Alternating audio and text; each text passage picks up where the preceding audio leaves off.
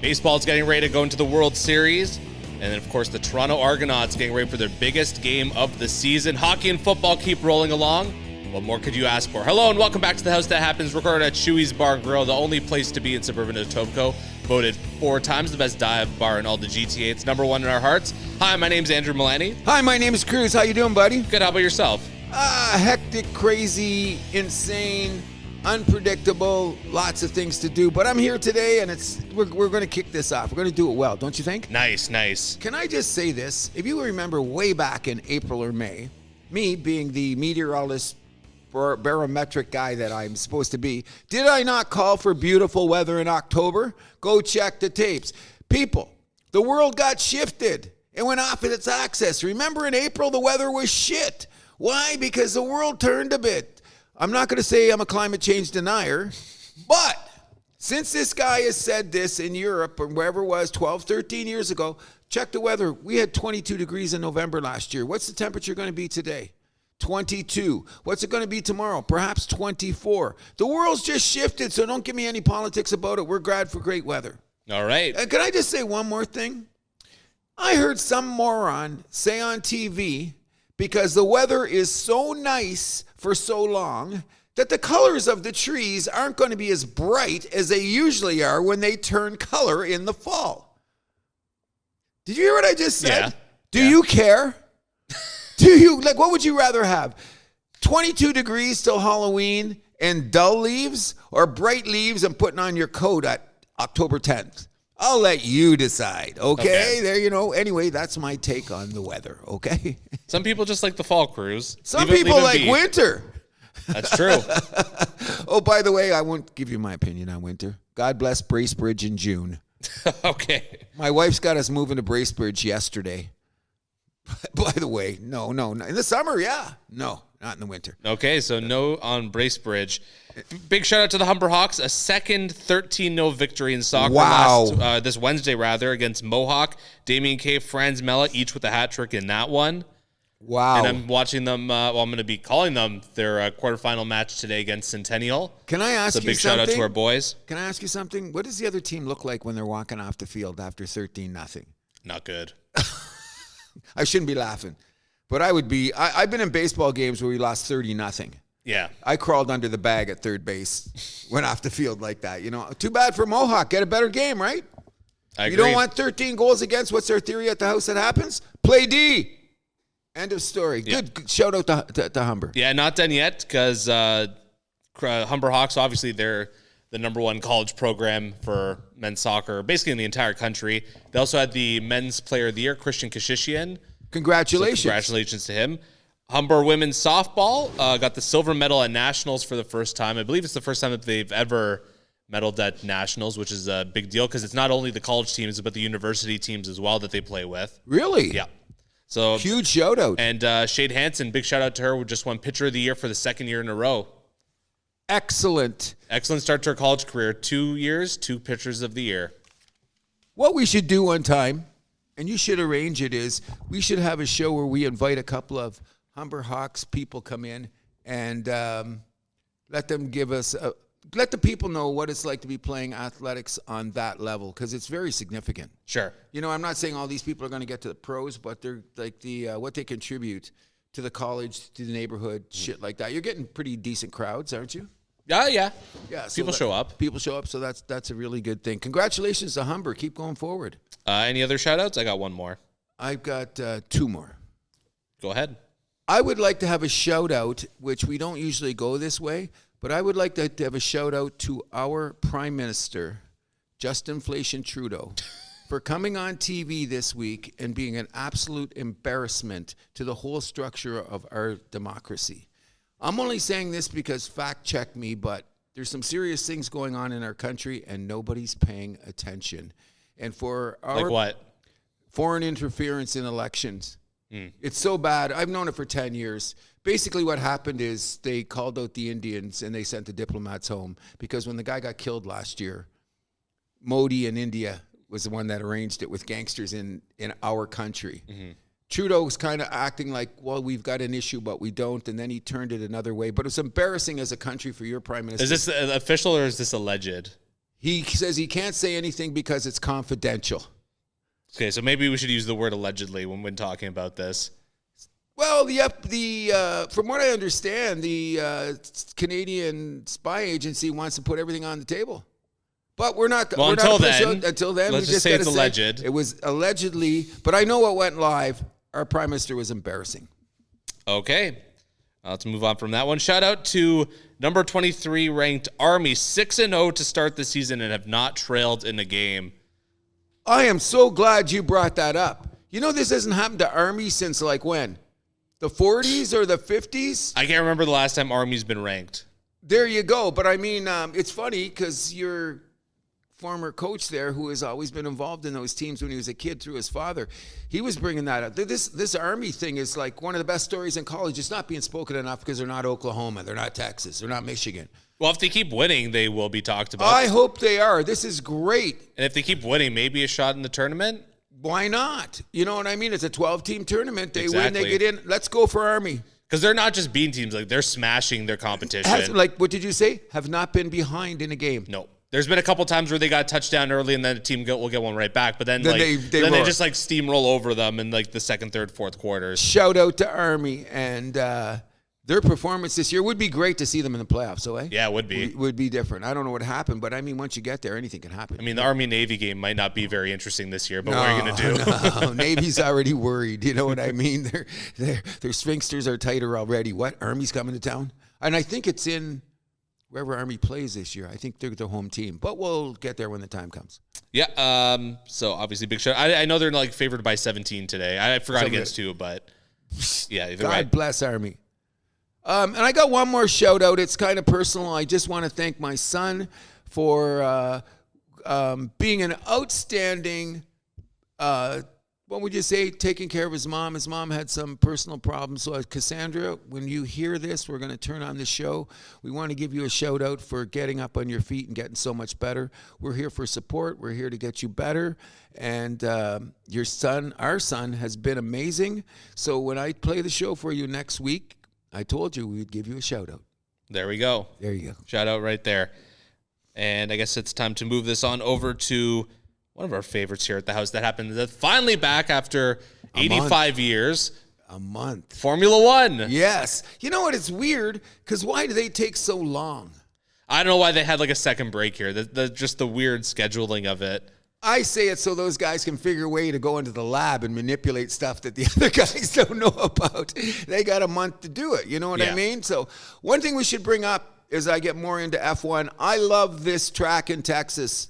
Circuit of the Americas, Austin, Texas. U.S. Grand Prix. U.S. Grand Prix. It is a great track. I think we're going to see some crazy-ass shit happen. I hope so. We already saw a little bit of craziness at sprint qualifying yesterday. Yes. Albon almost spun out, but then he saved himself.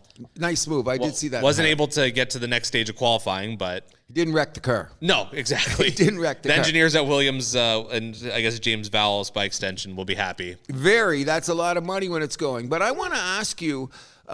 since in the Q2 yesterday, the two biggest guys everybody is watching is Norris and... P2. Practice, P2, yeah.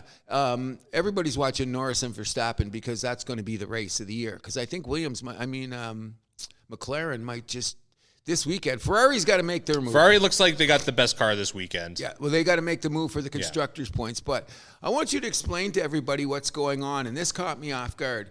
They had to have some special investigations about the cars. First of all, they checked last time when McLaren was doing some fishy stuff, but they caught the car and they said, well, there's nothing wrong. So we don't know what was with the rear wing. With the rear wing, yeah. There was some stuff going on there, but it was all legal.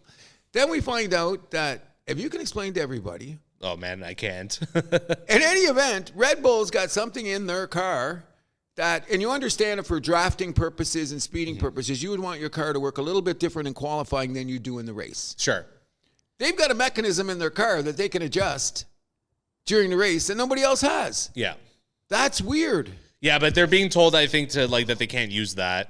Oh, no. Since it goes against Parc Ferme. Thank you very much. And that's what I was going to get at. One thing you got to understand, people, about F1 is that the rules are etched in stone. I like that. Yeah. Either you play this way or you don't get it at all. Well, once you have your car, whatever, like tuned or whatever, like in qualifying, that's done. It's got to stay that way for the race too. So how are they going to check on Red Bull? Max Verstappen's making it a joke. He goes, you think it's going to make us better drivers? It's going to make the car perform? I go, well, Max, you got something that somebody else doesn't have. Exactly. So to blow it off that easy made me go, Any event. I just think Max is like he's just tired of the media, especially after his community service sentence. Thank you very much. You know what I mean? He was his usual curt self during the during the practice. I'd expect nothing less. My boy. Best villain on the team. When the new Bond movie comes out and you see Max Verstappen in it, don't be surprised. You know what I mean? What are you expecting from the race today? Well, it's a Tomorrow, sprint actually. and qualifying today. I mean, do you know the results of? You said you knew the results of the sprint qualifying, right? No, I didn't. I haven't known. I just seen that in P1 that Ferrari was number just a one. practice? Yeah. And I actually, it's on my PVR when I get home. So I will be taking a look at it. You know what I mean? Well, I'm not going to spoil the sprint then. Okay. Because I don't want to spoil it for you. But was it good? It was interesting. Okay. I mean, as sprint qualifying, it's interesting because it's short too. So it's basically you don't have as many laps to get it, especially like the last qualifying session. You basically just have time for one lap. Exactly. Yeah. And you know what I like about that guy's roar the cars then. They just let him rip. You're going for it. Either you do or you don't, which is a great thing because it's like, how would you say it? The great thing about qualifying is that you get to see what everybody's doing, the manipulations that they're making, because strategically where they want to be in those first three rows can be the difference in the race. Sure. We know that. You know what I mean? Yeah. I'm going to say Leclerc's going to win. I would say he's due. Max and Norris on podium, and then Sainz and Russell 4-5. Sainz got to be in there for you guys. Yeah. You got to be in there if you're going to do it. It's got to be top 5. Yeah. And ahead of Piastri and I guess Perez too, but the constructor points difference is pretty tight, isn't it? Yeah, between the top 3. Between the top 3, that's what I'm saying. No, I think Red Bull's falling back. I think it's going to turn into a battle between. Well, I'd like it to turn into a battle between Ferrari and McLaren. I'm smelling it's going that way unless something Red Bull pulls something out this weekend, and Perez has got to show up. Yeah, exactly. But we'll wait and see where it is. Everybody watch the race. This is a great track. If you're not watching a lot of F1, this could be exciting. Could be. And it's on tomorrow in normal time. Afternoon. Yeah. I think it's funny that I think it's a 3 o'clock start. Yeah. In Texas, a football state, they have the Grand Prix in the middle of football season. Everyone's going to be there because people come from around the world. Yeah, exactly. It's F1. So. It's going to usurp football at least for one weekend. No, for about 3 hours. No, I'd say the whole weekend. It should be. Yeah. It's an event. Exactly. Biggest party of the year, right? Mm-hmm. We'll move Go Max Verstappen. Forza Ferrari. Yeah. We'll move this over to our Toronto Argonauts, who are playing their biggest game of the season this evening, at BMO Field. The Ottawa Red Blacks are in town. Whoever wins this game gets home field advantage for the Eastern semifinal against the team that they're playing today. My take on it is this. For all the minutia and machinations that made up the Argos season, this is your opportunity to take the next step and make the fans happy. Mm-hmm. Don't you think? Sure. I believe that Kelly's playing the best quarterbacking in the league. I don't know if they can beat Winnipeg if it goes that far. Argos? They've owned them. Well, playoffs are a whole different thing. You go to They've Winnipeg. owned the Winnipeg too in the playoffs. I hope they do. I think the worry is Montreal. Don't look past them. Oh, I'm not. But I'm saying I'm hoping it flipped the coin last year where Montreal came to Toronto and it looked like Toronto was just getting to the next game and shit happened. Maybe we'll flip the coin. Yeah, but maybe not. You can't just say, just because they did that to us this year, we're going to do that to them this year. I'm not necessarily. I agree with you there. Plus, we got to go into Montreal this year. The defense is the key. The defense is the key. But they can't lose today. I think that this is a must-win. Yeah, I think Chad Kelly's going to put the team on his back and not worry about the defense. Yeah, and I mean, Ottawa coming down the stretch, they've been looking a little fraudulent. Yes, they have. They got that minus point differential. I'm expecting the Argos to win today. I'm expecting them to win by maybe even a bigger score than we realize because I think the point spread's only 4.5, isn't it? Oh, take the Argos. Yeah, all day. I think they're going to win by 10. I think it's still going to be a high-scoring game because the back end of Argos' defense is still questionable, even though they were great last week. Yep. And maybe they're coming to form. Hopefully. That's what we're hoping. Go Argos. Big crowd at BMO Field tonight. I think it's going to be one of their biggest crowds, or should be. Yeah, I think Serge posted something where the other day almost all the seats were sold out. Yeah, they're pretty close to sold. Let's get a sellout for the Argos, get us ready for the playoffs, forget all the bullshit that went on during the season and saying, hey, here we go. We got a shot at this. Yep. Go Double Blue. Go Double Blue. What do you think's going on in BC, by the way? Their season just right after the whole situation got weird. Don't even look like the second best team in the West anymore. No, well, all those teams look the same. What are they going to do when they show up? Winnipeg's been peeking their head up above the rest the last couple weeks, so I think they're definitely the best there. Saskatchewan's okay. But they screw up games too. Yeah. That's what I'm just saying. So, except for Montreal does look like the premier team in the league. Sure. Let's get it that way. I'm just saying that it's going to be interesting because we're not going to when the playoffs start, it's going to be who you're going to pick, where are they playing.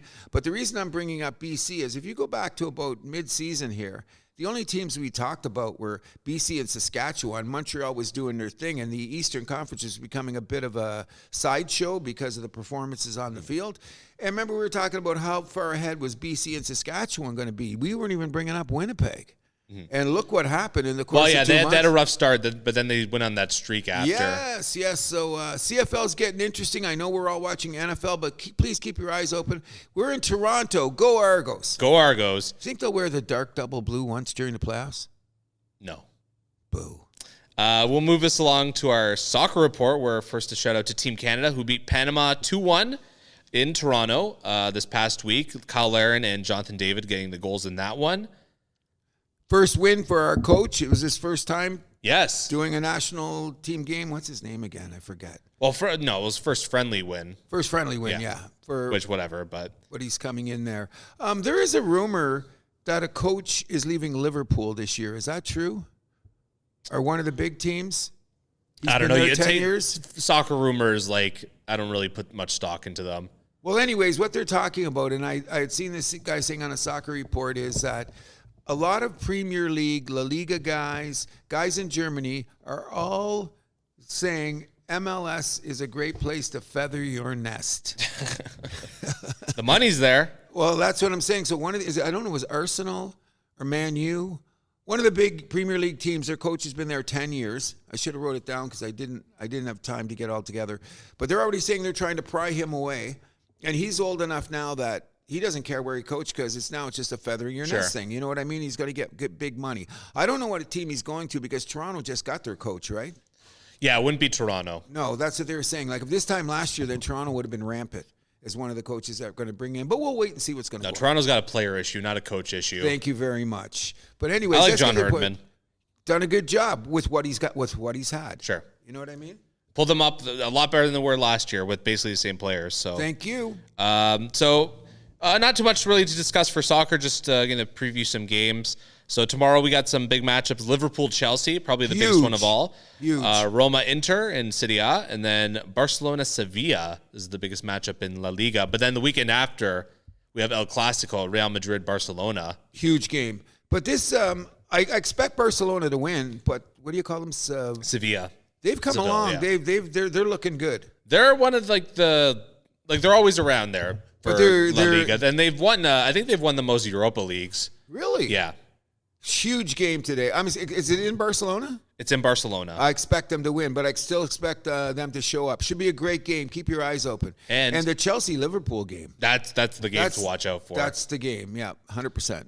And then it's also a Champions League week. Yes, it is. So the two big games are Wednesday, Thursday, and they are both consisting of a German team going into a Spanish team. So on Wednesday, we have Real Madrid and Dortmund. And then on Thursday, the biggest one of all, Barcelona-Bayern Munich. Oh, huge game. Is that going to be on TV? I think you got to have DAZN, right? Yeah, DAZN, yeah. DAZN or whatever. Got booting up my box, so I'll be taking a look at that game. That's a huge game. Absolutely. Can we explain it in context? It's a game as big as if you look at the football game last week and you've seen Baltimore and Washington. Yeah. It's a game on that level. Just so fans that aren't totally into European maybe soccer. Maybe even bigger because where it is at the point of the year, and it's a Champions game. Yep. Absolutely. Should be good. Yeah, going to be looking forward to that. Going to be keeping an eye on that so we can have a report for next week. So Mr. Matt Curran, who sometimes listens to us because he's shocked that old man Cruz even says the word soccer. I hope you're listening because we are telling you, Mr. Curran, you know what games to be watching. You'll be telling me. Absolutely. We'll move this on to the WNBA where the finals are heating up. Mr. Cruz, not only did Minnesota win a tight 82-80 game last night, but they are sending this to Game 5 in New York. Nafisa Collier maybe looking like the best player from both sides here. I'm going to go with Brianna Stewart as the best player on both sides. She's had a couple rough games, though. Okay, because they were beating her up. The other team's got to help her out. They got to beat her up. But Collier has been the reason that they're there. And the Williams girl with the crazy hair, the blonde chick, she's looking like Steph Curry out there moving the ball. However, Collier also broke the record for most points in a postseason. Yes. Oh, great game. And if you just seen the game last night, people understand. They go, you guys spend a little time with the WNBA. No, what we spend time with is the highest level of competition. This is a best of 5 that is now gone 2-2 with the finals on Sunday night. One of the games went into overtime. One game came back from an 18-point deficit. They are playing tough. They are playing hard. We can't say enough about because Collier and Williams on one side, and Ioseku and Brianna Stewart on the other. Ionescu and Brianna Stewart on the other side. Compelling storylines. Great competition. The coaches are mad.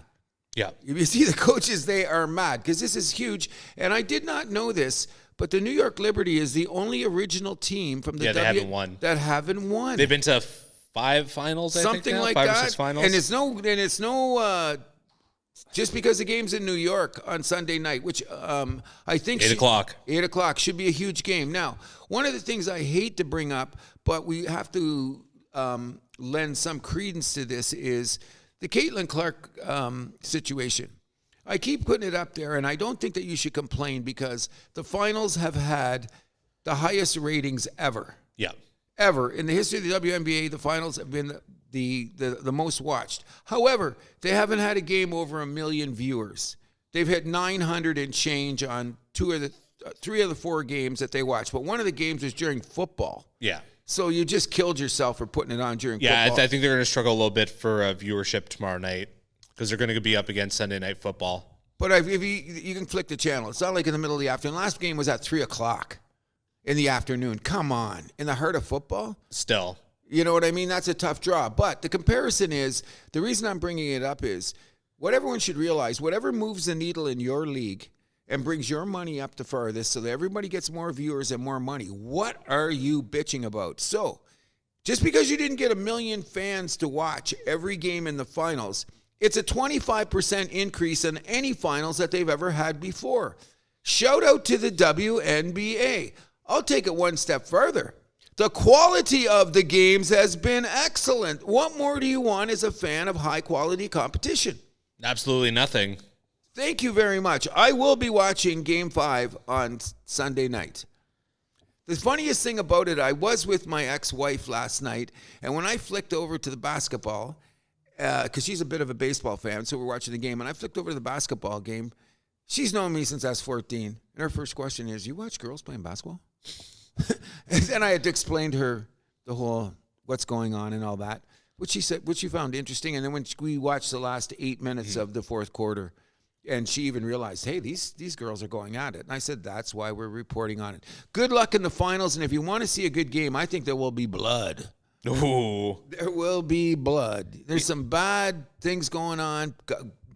The girls get away with mouthing each other off more than in the NBA, I noticed, because sometimes they've done, that would have been a tech. Mm-hmm. I've seen some few plays in this finals that if those shit went on in the NBA, that would be a tech. I guess they're letting the girls go. I don't know. Yeah, and it was a tough fought game 4. So 2 of the quarters were tied in score.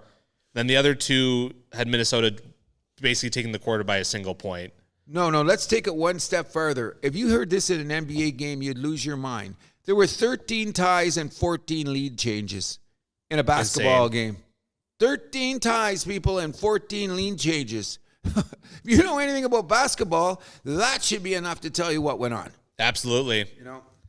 And, yeah, so shout out to the girls. Unfortunately, one thing we don't like talking about is vitriol towards the family of the players. Unfortunately, Brianna Stewart's partner, wife, got some nasty messages online. We were absolutely appalled. Once again, we're going to blow our own horn and say here at the house that happens, we want to keep it on the court. You know what I mean? So all this extraterrestrial, extracurricular bullshit about people's personal lives that you're trying to affect them when they go on the court is unacceptable on other levels. As we were talking about it on air, couldn't they find some computer button to go back to that piece of shit that did something like that so we can just kill them in public? You know what I mean? Good luck, Brianna Stewart. We do not endorse violence on the House That Happens. Okay, we don't, but you know what I'm saying? I was so disappointed when I heard this. We're in the middle of a great final. Your product's being displayed for the world to see, and you get this? It's sad. It's sad. Then you go to the other extreme, and I don't know if I should bring this up, but I'm going to. Angela Reese crying about where she's living and how much it's costing her to live. Oh, Angel there. Reese. Angel Reese. Yeah. Did you hear that? I did. Shut up. Shut up. You know what I mean? And she's coming out in her Gucci outfit and her $400 shoes, and I have trouble paying my rent. Well, buy cheaper shoes. That kind of stuff I just can't take. You know what I mean? And she's getting endorsements too. I mean, she wouldn't be living there if she couldn't afford it. She's just crying. And guess what? You should thank Caitlin Clark because your stipend's going to be going up in the next couple of years, girl. So you're going to be able to afford wherever you want to live. So I got one thing to say: shut the front door. Big shut the front door from the House That Happens. Thank you. And watch the game, people. Should be good. And a little shout out to the NBA. We're going to be doing a preseason preview show on Tuesday. Yes. So we'll be talking a little bit about that. Obviously, a lot to look forward to this season. Maybe not the Raptors' performance. Stop it. But did you see Grady Dick? Yeah. How does he look? He looks good, but I mean, the team has a lot of holes. Okay, well, what I'm going to say is if they play a team system that we might be able to be good enough defensively to be able to compete in a lot of games, maybe we'll steal a few. We got young guys. We got a lot of guys under 25. Well, what's Scotty Barnes now? He is 25, right? If not close to. Around there. Lively's under 25. Barrett's under 25. Graydon Dick's under 25. Another guy. I'm just hoping it's a better season than people are saying it's going to be. I mean, I hope so too, but I mean, you look at the Eastern Conference and there's some good teams. Yeah. We'll be talking all about it, including the insane, which is New York City. But New York City's already, they're planning a parade. For Cat? Talk to, who are we going to talk to? We're going to talk to Spike Lee. We're going to talk to Stephen A. Smith. We're going to talk to John McEnroe. We're going to talk to who else? I think it's, what's his name, the goalie for the Rangers. He's always Lindquist. All those people telling you, we'll see you in the finals. Yeah. Have they played a game yet? They have not. Anyway, I think they're the best chance to take down Boston, but we're going to get to that on Tuesday. That's a little preview of the preview. Exactly. Yeah. We'll move this along to our favorite indoor sport here at the House That Happens. Of course, it's the NHL, where, first of all, big shout-out to the Columbus Blue Jackets for how they honored Johnny Gaudreau, retiring his number. They also did the 13 seconds off the clock, and they played without a left winger for that time.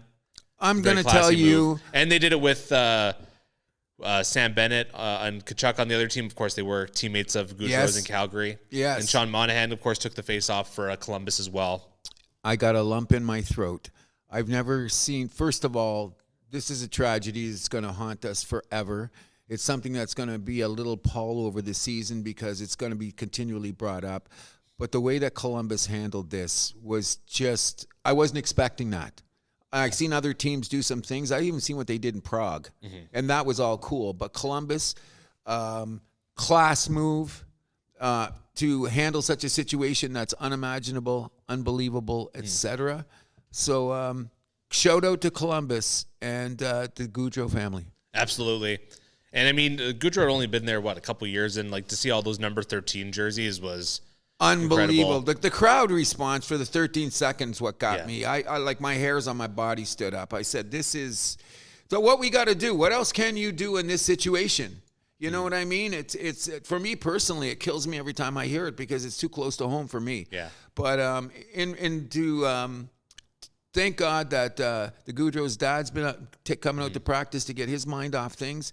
Just a terrible situation that you're trying to make something in the future and not forgotten. Yeah, it was a really beautiful moment, especially there was the picture of when it was a Gaudreau's son pointing to the banner. That's like tears in my eyes. Tears in my eyes. But as we are here, and it's our favorite sport to be talking about, we've decided that we're really not going to make any great prognostications until 10 games. Now, I heard a couple pundits say you should do it after 7 games, and I said, I don't think so. 82 games, and we're going to make decisions. However, we have some observations, do we not? One team I'm worried about after 5 games is the Colorado Avalanche. Ooh. Where are they getting saves from? They're not. Their third defense pair is brutal. Yeah, and their goaltending's been awful. Atrocious. You know what? Putrid, dare I say. I'm saying this. I'm going to Giorgio or whatever his name. Georgiev. He's just not made the right save at the right time. The Bruin Colorado game was excellent the other night. Great end to end. But then you see the guys on the ice. The 3 best guys on the ice I considered were McKinnon, Makar, and Rantanen. Rantanen's playing like no tomorrow. Oh, let's look at their numbers if they're playing that good. -6, -7. Makar's even -6. Yeah. How did that happen? But they did win last night, so maybe he's the top defenseman. He's the one that's always out there. I'm still saying he's the best defenseman in the league. I don't disagree with that. He's the best all the defensemen I've seen, and there's a lot of guys playing well to start the season. He's the best defenseman in the league. I just think it's only 4 games they finally won. They're 1-4 now, right? Yes, they pulled out the overtime win in Anaheim last night. Over a shit team. Anaheim's actually looking okay. That's what you keep saying, but I think it's they're competitive. Look at their lineup. They got deep lineup. And young lineup. Yes. Deep and young, so we're going to have to go on. A very dangerous thing in the modern NHL. Especially if they all get together at the same time. Yeah. Okay, so... But you look at the Colorado's lineup, not one player is even an even plus-minus. All minuses. I checked that out. And some of them are brutal. Callum Ritchie, -7. McKinnon, unless he changed last night. He was minus... McKinnon's -5. Makar's -6. Yes. Middlestat's -5. Josh Manson's a -6. Rantanen's -5. Middlestat's been fantastic to start the season. 4 goals in 5 games. Oh, no, he's looked great. But then again, he let his player go the other night on Boston, and away he went, and then goalie something stinks there. I mean, we talked about the goaltending situation a bit. I want to get a little bit more into that. Georgiev, when he first got to Colorado, he looked good. Yes, I think he's a good goalie. I think it's starting to get to the point where he needs a change of scenery. Really? Because all this team has done is that they've just played him into the ground and into the ground and into the ground until you look at his stats and all of a sudden he's a 3.0 goals against, .895 save percentage guy. He showed he was a better goalie than that in New York. Oh, I agree. But here's the deal on him now. Who do they got as a backup? Well, they have Annunen, the kid, but then they picked up Kakinen off waivers. Smart move. Is that going to help them? But now they're in talks with San Jose apparently to trade for Mackenzie Blackwood. Are any of these guys the answer? Do you think? No, absolutely not. I just think, like I said, maybe it's overreaction Saturday. But a team of that level, who I picked in the preseason and you didn't, to go farther than they did. I'm saying there's something with the back end, like when Makar's on the night and Towns isn't playing right now. Taze. Taze isn't playing right now. So Makar's out there. Another big issue. Yeah, so he's playing with a bunch of guys that he's not used to playing. And they're already down a few guys, which they can't really do anything due to the salary cap. Landeskog, we don't know when he's coming back. Not. Where's Lehkonen? When's he coming back? He'll be back. Nichushkin, we know he's going to be back in about a month or so, but how effective is he going to be right away? Thank you. There's problems there in Colorado. I'm worried about them. Out of all the teams that are struggling right now, they're the one that I'm saying press the panic button. 0-4 is a reason to start like that, because even if you say after 10 games and you only have 4 points in your first 10 games, whoo. Well, and if they're 0-4 and healthy, it'd be a different story. Agreed.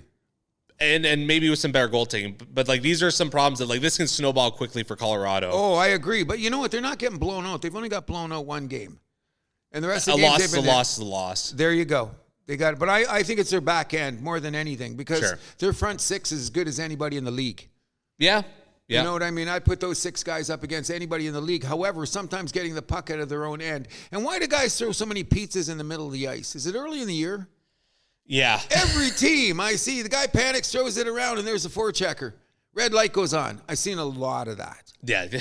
I've seen a lot of that too. Like, I mean, on every team, it's going to go like that. But one of the things I want to bring up, since we're just making observations, and we here at the House That Happens are not necessarily in line with all of this, and I brought it up last year, and I brought it up in the preview, and I'm going to say this. I've been watching broadcasts from the States. I've been watching what's been going on here, and why is the NHL suddenly so tough? Where is this coming from? It's a copycat league. Everyone saw Florida, and well, I guess Tampa before that too, won with toughness. But now, monkey see, monkey do. But I'm saying you're a guy that's always saying, let's get away from the goon shit. Yeah. Let's get away from the bullshit. I've noticed the other night Principal started the game in frickin' boxing gloves, punching the bag about the Battle of Alberta, which is kind of cool. Well, you know what the problem is? If the referees aren't going to call everything, then why would you play a clean game? Just punch the guy in the face. Why not? That's been going on. So I'm saying so the refs got to clean it up if you want to get rid of that. Simple as that. Okay, so I'm going to give you the perfect example of what I see what's wrong with hockey and the toughness, okay? In the Colorado-Boston game, Lindholm came across and nailed Wood. Nailed him. I'm talking about put this guy in another area code. Didn't call a penalty right away. Then the referees got together and called a 5-minute major. So me, being the Mr. Let's rewind it in real time and see, and I go, that looks pretty clean.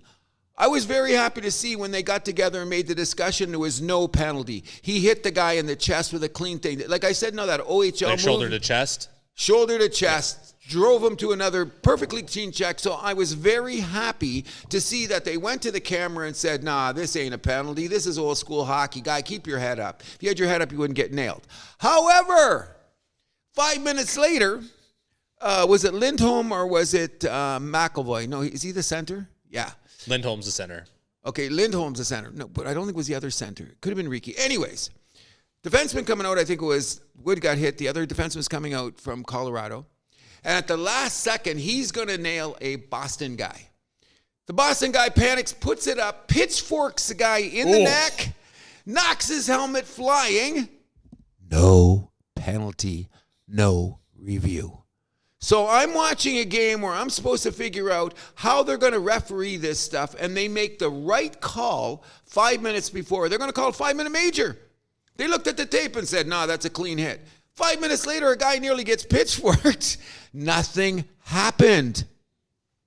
Bro, what's going on there? We got some ironing out to do with I will say, like, in the ref's defense, hockey is the toughest game to call. No doubt. Maybe basketball more, but hockey is because of the speed. Yeah, exactly. Okay, I'm going to say that. Did you see the LA? Do you watch the LA game, Toronto game? Yeah. But this is why I think we should have an eye in the sky referee for moments like this. I've been saying this since we started the show. Agreed. Okay, so why aren't they using it? I don't know. They had a couple of look at the call against Edmonton where Corey Perry was in the crease. How do you disallow that goal? Because it's Corey Perry. Well, another thing is are you affected by the name? What was the wording that the league used? That he had a significant presence, and it's like significant presence. First of all, he had his foot on the line. The goalie hacked him, and the defenseman hits him. The puck goes in the net, and they go, no goal. That seemed like a reputation call to me. Well, that's what's driving me nuts about hockey. Not that I agree with that. Of course not. Is name in your back going to be the difference in whether you get a penalty or not? Mm-hmm. That's insane. But have I seen it going around the league? Ask Aberjackie. Okay, there's certain guys around the league. Jack Eye. The guy on Carolina. Who's the big defenseman in Carolina? Oh, by the way. Orlov? He's done some Orlofian things out there, and no penalties been called. I'm just trying to say that we shouldn't get too crazy about it because it's too early in the season. Yeah. But when you're telling me we're playing for the speed of the game, we're playing because we've got the fastest game, the best-looking game when it's played at its ultimate level, and every game I see, the guys that we're talking about, I think it was the Devils game the other night, they were talking about who's in the lineup and what's the potential to go on. We're not talking about goals against average. We're not talking about power play. We're not talking 5-on-5. We're talking about what guys are in the lineup that perhaps maybe going to induce some of the shit that we don't want in the game. So when it starts in the press box and those guys are talking about the game, I think the NHL is talking on both sides of their face. Where's your favorite subject? Player safety? Yeah. Where's player safety, bro? I haven't heard from them. That's what I'm saying. So when you're telling me this and I'm seeing this and the broadcast crew's coming on to check the lineups to see if they're going to get a freaking stage Well, I mean, flight. the broadcast crew, I don't know if you should put much stock in that. Because I don't, but why are they bringing it up? Shouldn't they? Because they want views. They want clicks. So what is the NHL leaning toward to get clicks, especially in God Bless America? The V word? The Empire State Building? Come on. That's what I'm saying. It confuses me on that level. Like, I'm all about, like, I was really, really glad that guy, that they called the penalty back, okay? Now, what else happened in that game, and I also see in the Calgary game, there was perfectly clean hits, and one of your pet peeves is the guy goes after the guy afterwards. Yeah. It was a clean hit, so Zadorov ended up getting the extra 2 minutes for instigating. But it was a perfectly clean hit. The guy had his head down. He got nailed. Then the guy goes and chases him and beating him up. Meanwhile, the guy's little. And he got in there. Now, another thing that irritated me about the game is when a team is down and the fight goes on, all we hear about, is this going to change the pace of the game? Does this inspire the team? Does this make them I hate that talk. I thought of you when I'm hearing them talking about it. I'm going, oh, gee, I guess we're going to have something to talk about in the house this week because that talk makes me crazy. Because the way the players talk about it, they're like, oh, it's about showing up. So, like, by that logic, both teams get a boost. So that's like who cares at that point? Like, if it evens out. Thank you. But that's my whole thread of saying that this toughness in the NHL, the pendulum's starting to swing it back, bro. It's starting to come back, and I don't know if that's good for the game. If that's going to be eyeballs on the game and guys are getting their head taken off, we got a problem. Yeah. You know what I'm saying? So I'm going to be keeping my eye on this. I've been taking notes on it. I've seen a couple of terrible calls in the Leaf LA game. I've seen a couple terrible calls in the Jersey game. I've seen a couple calls in the Carolina game, and all of the calls were like contradicting each other. Sure. That's what makes me crazy. Oh, that's the NHL I know. But let's lead it back to our favorite subject. What about player safety? What about it? Farce. Yeah. Fraudulent. Either go on or we're going to do it. But if you look around the league, one of the observations I made, and I was telling you before this, and we know how much I love the Boston Bruins, okay? It's interesting that when teams pick up players, it's like the Lego piece, okay? No, let's not use this Lego piece. We're building the house and put this one on, and it fits perfectly. This Lindholm-Zadorov pickup for Boston is way more significant than I originally anticipated. Yep. Good call on your part. You know? I know good players. I mean, Zadorov, like, he did not look out of place going to Vancouver last year. Basically in that same role that he's playing in Boston right now. And then Lindholm, the last, 10 years, he's been one of the more underrated centers in the game. The reason why you didn't hear about him for the longest time is because he played with Carolina and Calgary. There you go. Two teams that don't get much press. But he looks Calgary, arguably the team that gets the least amount of press in this country out of the Canadian teams. Probably. Yeah. Probably. But my point is that you got to give credit to the organization. All the guys that they pinpoint to bring on their team. Like Zadorov looks like he's played his whole career in Boston. Exactly. He was born to wear the black and yellow. As soon as you see him out there, you go, wow. And then you see Lindholm going up and down the middle, and he's their second-line guy. And that was their big problem last year was their center depth. And they added, a number 1A guy, basically? And their third-line guy, is Riki? What's his name? The third-line guy is playing great. Mm-hmm. Like the young guy, he's only 21, 22. I think he's a +1 or a +2, and he's been killing penalties. Like, their depth up the middle is good. And when you got 6 guys that are 6'4" that can carry the puck, hit, and sure. Like Boston is, I said they would have the fallback. Oh, they got Poitras back on the third line now. He's back healthy. Yeah, he looks good. He's looking good. They got 3 lines. Every team in the league doesn't have a great fourth line. Come on. Well, your fourth line, it's just make sure they don't get scored on. Stay even. Yeah. Stay even. But in any event, that's looking good. Any other observations? I still have a couple. Absolutely. I mean, we should shout out to a couple of milestones that happened this week, too. Sidney Crosby, 1,600 points. Amazing. From one of our favorites. Yes, at the house here, one of the great guys ever. Now, do you believe this? I've seen on 3 shows this week where there has been ferocious arguments about Sid the Kid. Like where his standing is in the greatest of all time, or? Oh, that's easy. He's top 10, maybe top 5. Come on. He's on my Mount Rushmore. Okay, then I'm not going to argue with you, okay? Now, do you realize how friendly his contract would be in a trade? He's not moving. Okay, so Pittsburgh is 15 games out of the playoffs. I think he wants to be a career Penguin. Gretzky moved, Messier moved, Amar Yager moved, Ray Bourque moved. Well, Gretzky and Messier, that was a little bit of a different story with Peter Pocklington. We can agree. Okay, the different place, different time. It was, but I'm saying, a penny pinching owner in that case. You think? In any event, he made good money on those deals, by the way. Probably sitting on a hill somewhere. But my point is this. A player of his caliber should not be going. How many years has he got? He's looking great. I think he's going to retire after that contract, so 2 years left. So you're going to mean he's just going to skate around and do a 2-year victory lap or goodbye to the league? He's got too much talent, bro. He's still playing at a high level. I think he's convinced that they could do it in Pittsburgh, which I 100% disagree with. What? Well, why else would he have signed back? He would have gone to free agency. $8.7 million. I know, his Cruz. name, all this stuff. It's just, I know. It's too Sydney cool. I get it.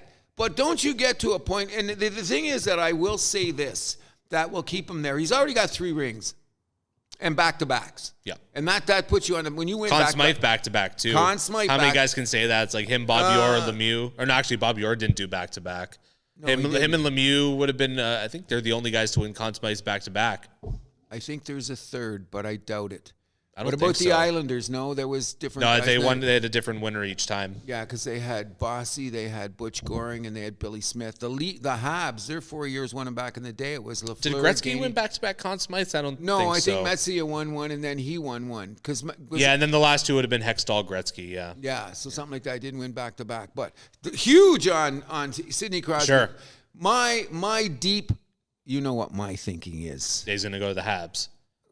That's like, dear Santa Claus, we've been very good this year. Cruz, I hate to break it to you, but Santa Claus doesn't exist. What?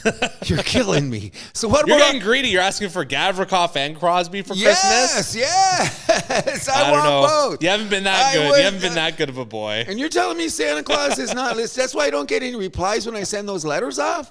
Santa, don't disappoint me. I think those emails get bounced back. Nobody answers. It always says fail. What's going on? Santa, help me out. Maybe you got the wrong address. I don't know. Said North Pole. I don't know.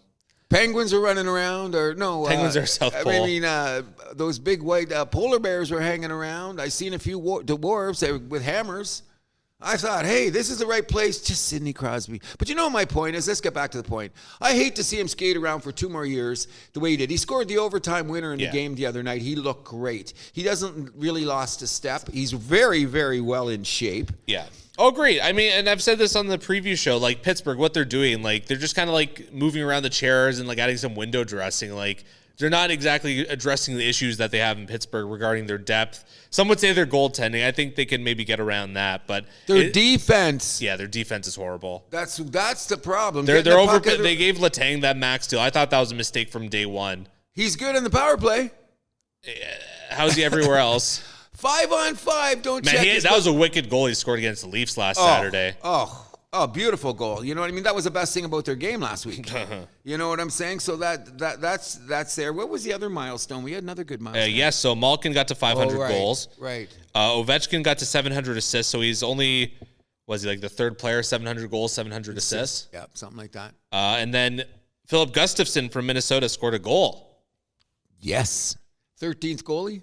Yes, he is. 13th goalie to do that. Anytime you see that, that's cool. Yeah. You know what I'm saying? Absolutely. So shout out to all of those milestones. Doesn't Malkin have the quietest 500 goals that you ever seen in the history of hockey? Well, the last half, let's say, of his career has been pretty quiet, given the injuries, wouldn't you say? Solid on the ice. He didn't look bad against Toronto last week. No, I mean, hey, when he's on the ice, he looks good. I mean, some Penguins fans might disagree with me on that. I know one of my brother's buddies hates Malkin, but you know why? Because sometimes he looks lazy out there because he's so big. Well, he pointed that out to me when we were at the game in Pittsburgh last year. He's like, look at Malkin, look how he doesn't skate. And then like I looked at him like, oh yeah, just kind of glides everywhere. Yeah, he's Russian. And I say, but you know what the thing about him though is he's got that 3-step move.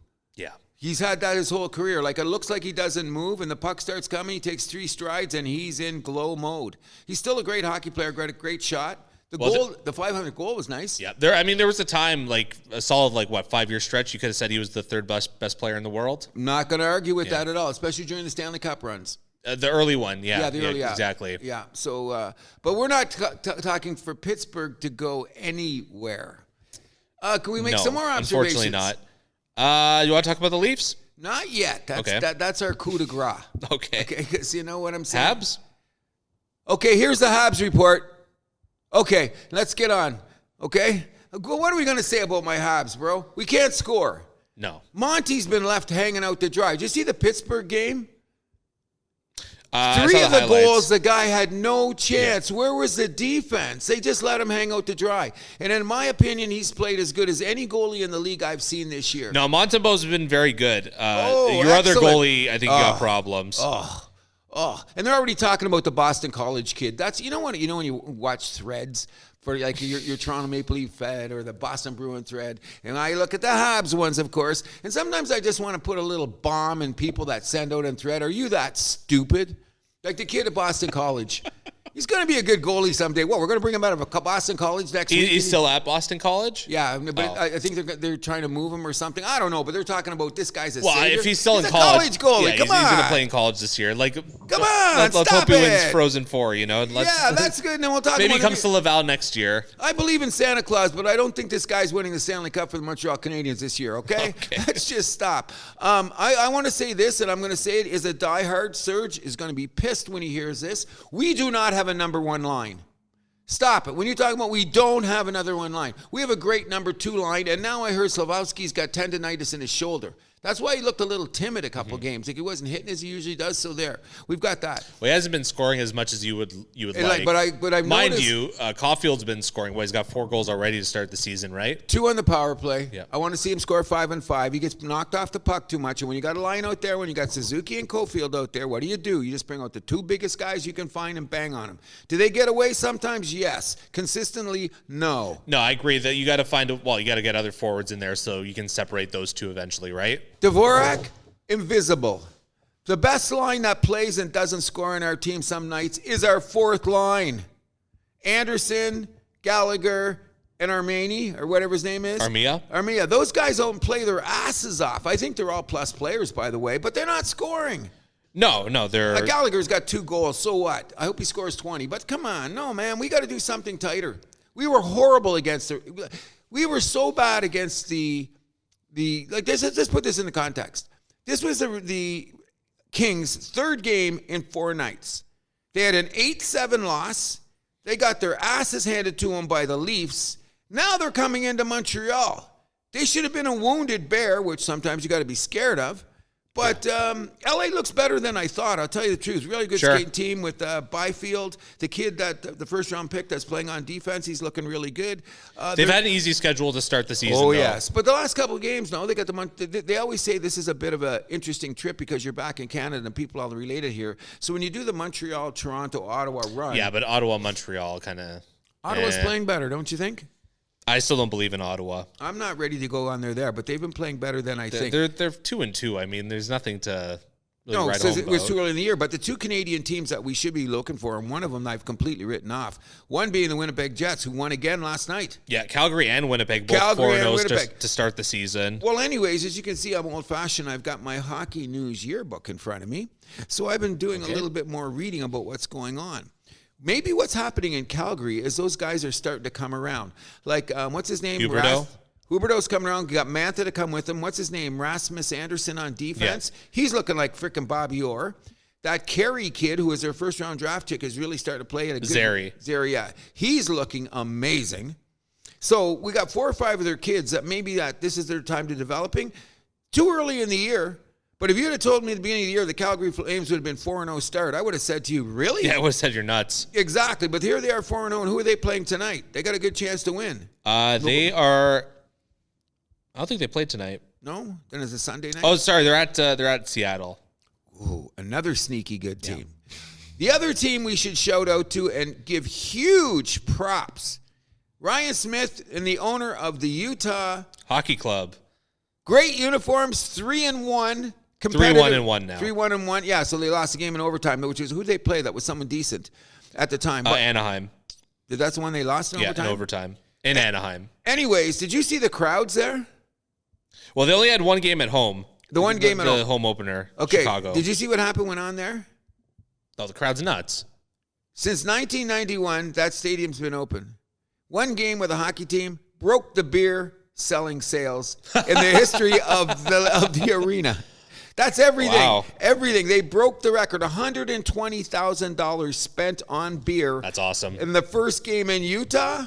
Wow. And they've been playing, last time I checked, was the Utah Jazz not playing in that arena? That's the most shocking part of all this. That's when I heard. Since 1991, they have had the most beer sales ever in the history of the arena in one night, which was $120,000. What do you think Ryan Smith was doing? Drinking beer. I hope so. You know what I mean? But you know what I really like about it?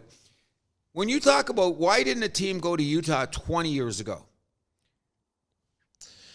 Yeah, I mean, it's probably Atlanta, Arizona. Stop it.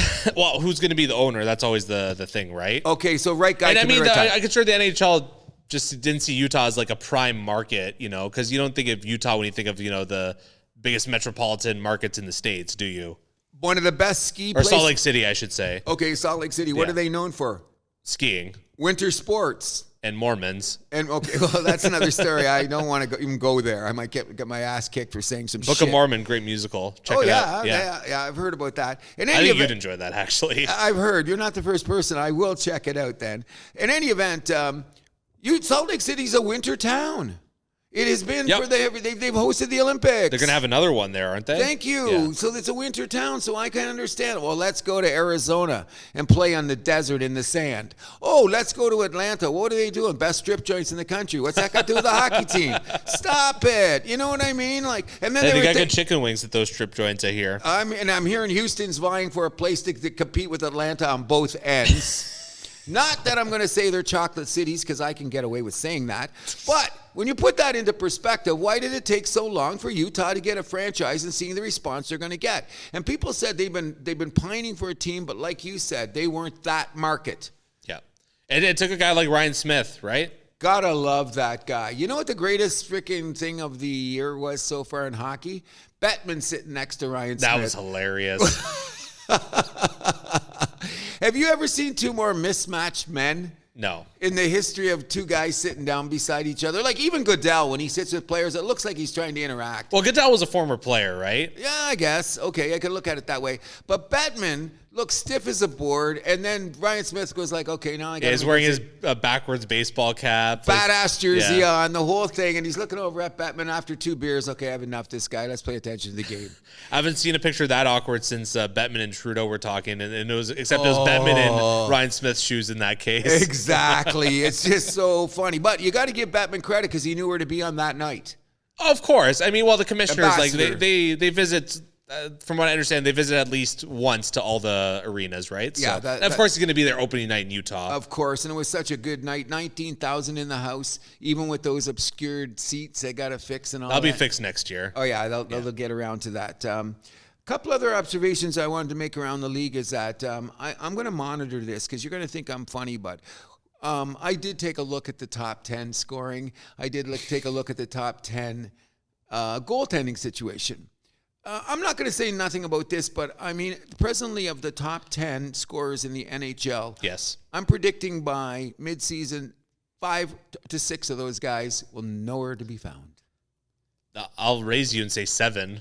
Wow, you're going to say that many? Well, I'm okay. Well, maybe these guys are having breakout years we don't say. Well, okay, Malkin I don't think's going to be there. Nope. Panarin could very well be in the top 10. Panarin will be there. Eichel's the big question mark. Oh, he's looking great. That's the other team I'm talking about. I predicted that Vegas will be in the conference finals. It looked like they shook off their whatever they had to shake off. They look good. But yeah, Eichel could be in the top. He should have been there years ago. Sure. Okay. Exactly. Alrighty. That's what we're talking about in the preview show. Like, is this going to finally be his 100-point year? Could very well be. I think it could be. Why not? He's a great player. Absolutely. He's got all the tools. He got it big, 100%. Fast. Yeah, and who else is in the top 10? There's the Colorado boys, Rantanen, McKinnon, McCarr. I don't think all 3 of them are going to be in the top 10 by the end of the season. Probably 2. How many goals did Rantanen get last year? 40? Let me check. He is looking so good, but why is he on the ice? Yeah, he had 42 last year, but that's not his career high. No, that's what I'm saying. He's never had 50 yet, has No, he? the year before he had 55. Then I think he's going to be around that 50 range again. He's just a great hockey player. Love the guy.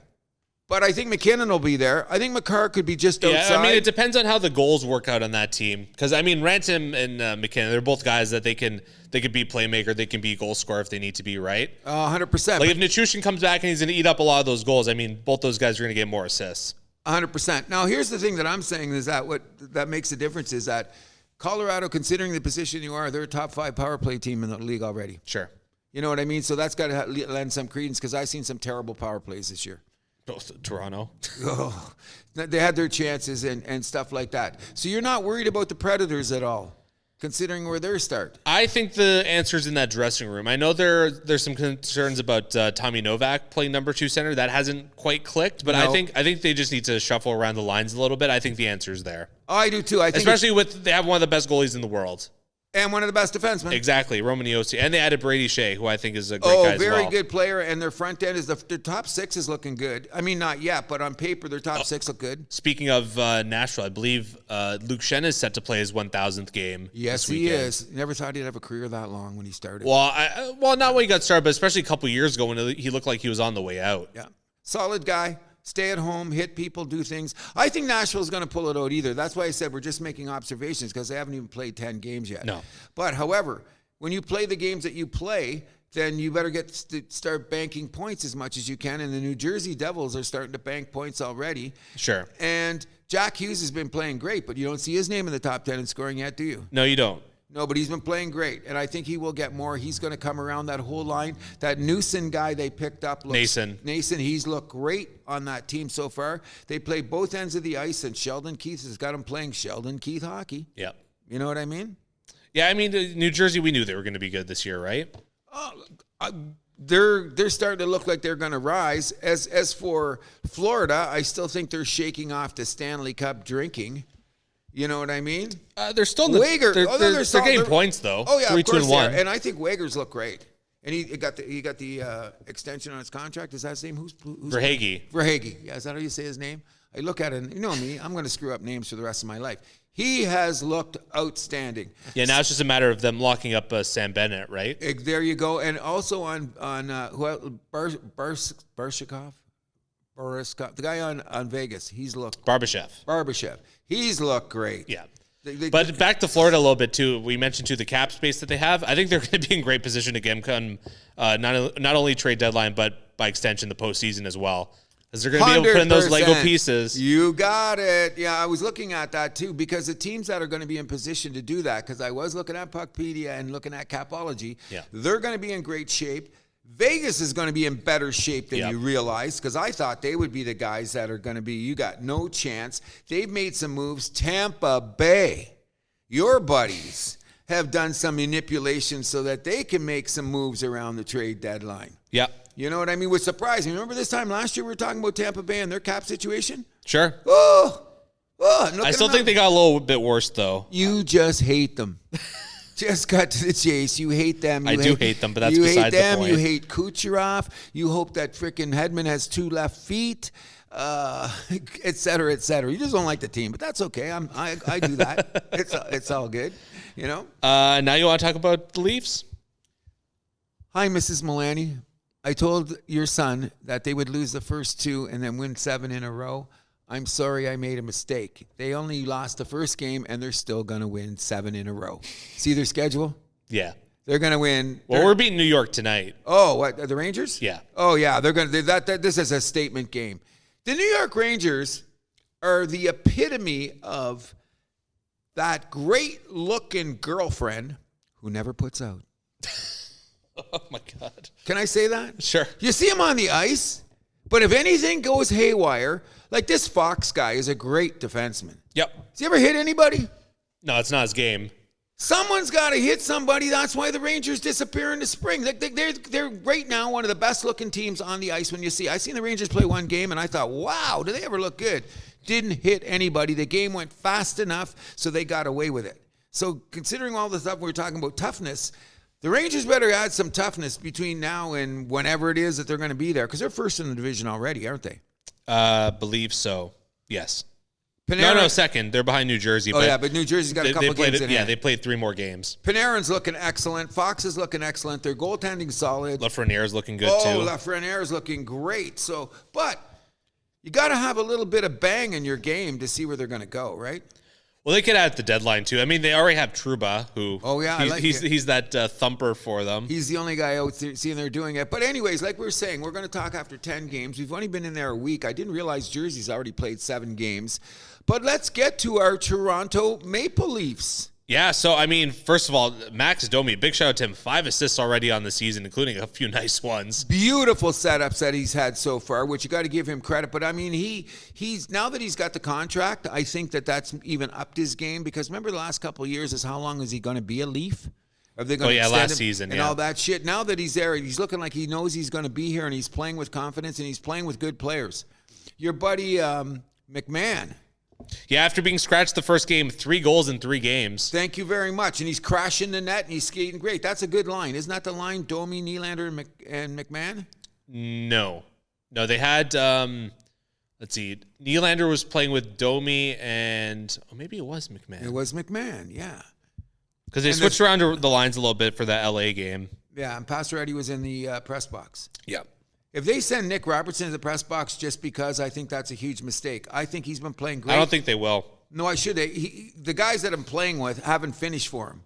He's been on the ice where he set up 2 great goals, but he didn't get assists because he did all the work, but the other guys got the points. Well, I like what they're doing now where they're putting Tavares in the third line. That was a look that we saw a little bit last season with Sheldon Keefe. I thought we'd see that more during the playoffs, but they didn't end up using it then. But I think if you could spread out your talent like that, why not?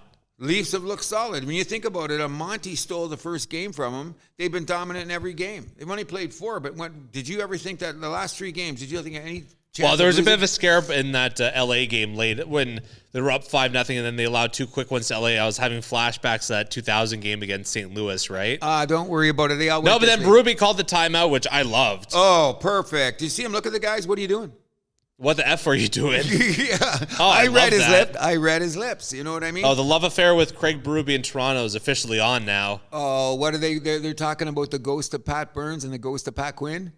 Is every time I hear two of the fan favorites here. There you Toronto. go. And you know what's interesting though is who's playing up the middle for you guys that has played a lot tougher than we expected. Oh, Holmberg. He's playing like a Berube guy. Yeah. I've never thought that he was that much of a banger. And I do not think that Olin Larson, which you thought might be Ekman Larson, that you thought he might be getting a little bit of abuse after the first game. No, man, he's been one of your best. He's been a favorite in the Milani household. Oh, how can he not? How can he not be? What is he not doing?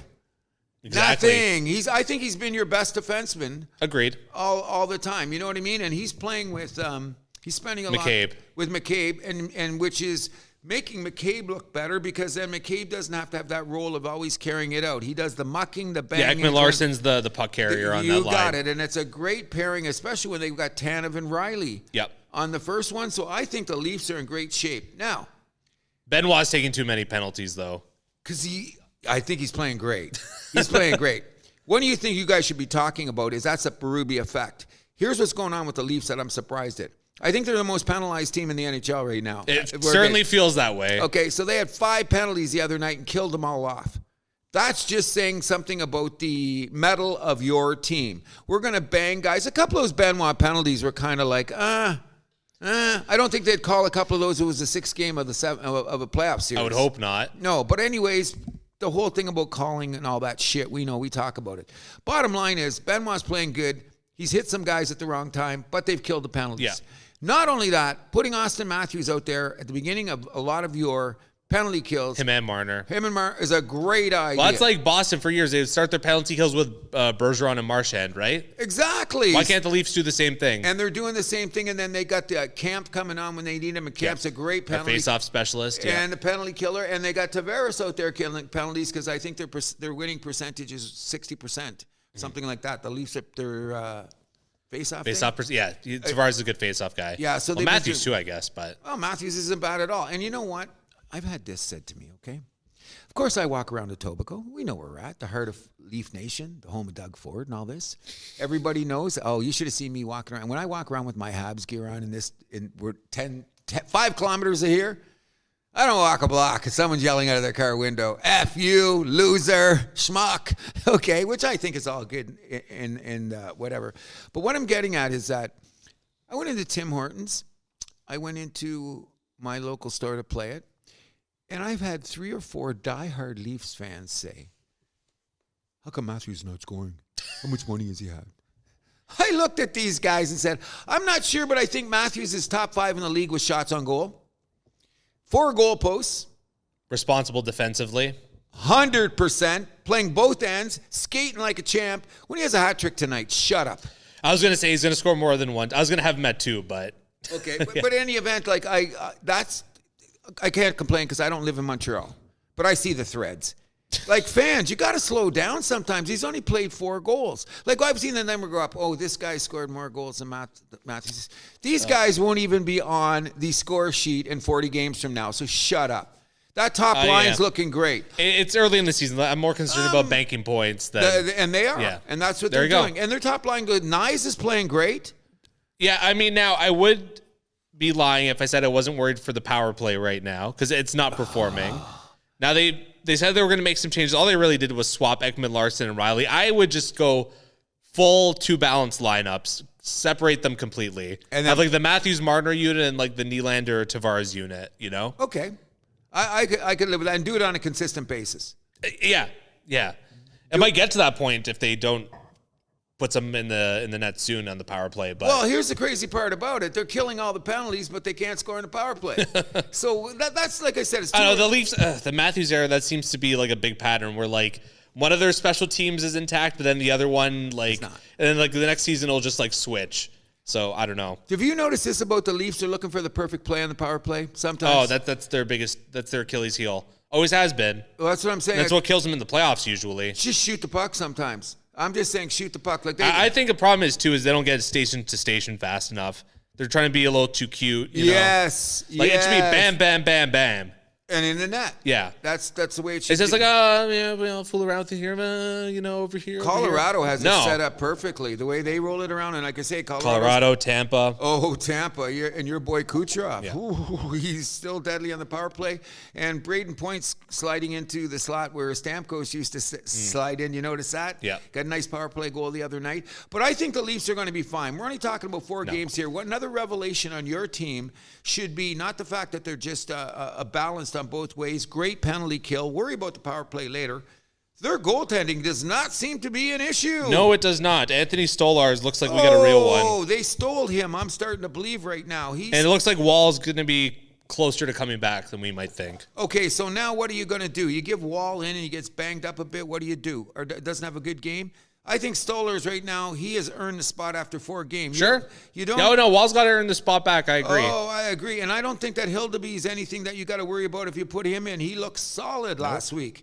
You know he's one of those big goalies. He's going to make saves by accident. That's never a bad thing. Never. And he moves side to side great. That's your number one thing. With the big guys, sometimes they don't get low side to side quick enough. No, I think he's a real one. In a couple years, we could be talking about him as a really good goalie. Yeah, so you got 3 guys now. And then I also heard that Matt Murray's looking good down in the AHL. They got to bring him up for a game. So I think that you went from the beginning of the season. What about your goaltending? The same thing with last season. You're talking about your goaltending. I do not see that as being a problem for the Toronto Maple Leafs this year. No, they've potentially turned it into a great strength. Yes, and especially the way Stoller's playing. He is heads up, side to side, goes out and stops the puck behind the net, blah, blah. Good for the Leafs. Yep. And I will say this, Berube, has had the message at the beginning of the year that a lot of people were goofing on where he said play every game like it's Game 7. Yep. Well, guess what? If you play every game like it's Game 7, when Game 7 actually comes around, you won't be scared of the moment. You're ready. That's huge. I'm glad you brought that up because what it is you've seen the whole Leafs playing a complete game. Yep. I'm a little concerned about him rolling the 4 lines so much. But when you're winning, why not? It takes wear and tear off your players. But there was a couple times out there, like they left the Marner line or the Matthews line on the bench and let the other guys go out. However, they were up by 3 goals. So I guess you're building confidence for the other guys. One more thing about the Leafs. Well, I think that's Berube sending a message too, where it's like at any time I could be calling on you. Be ready. Oh yes, which is great coaching, by the way.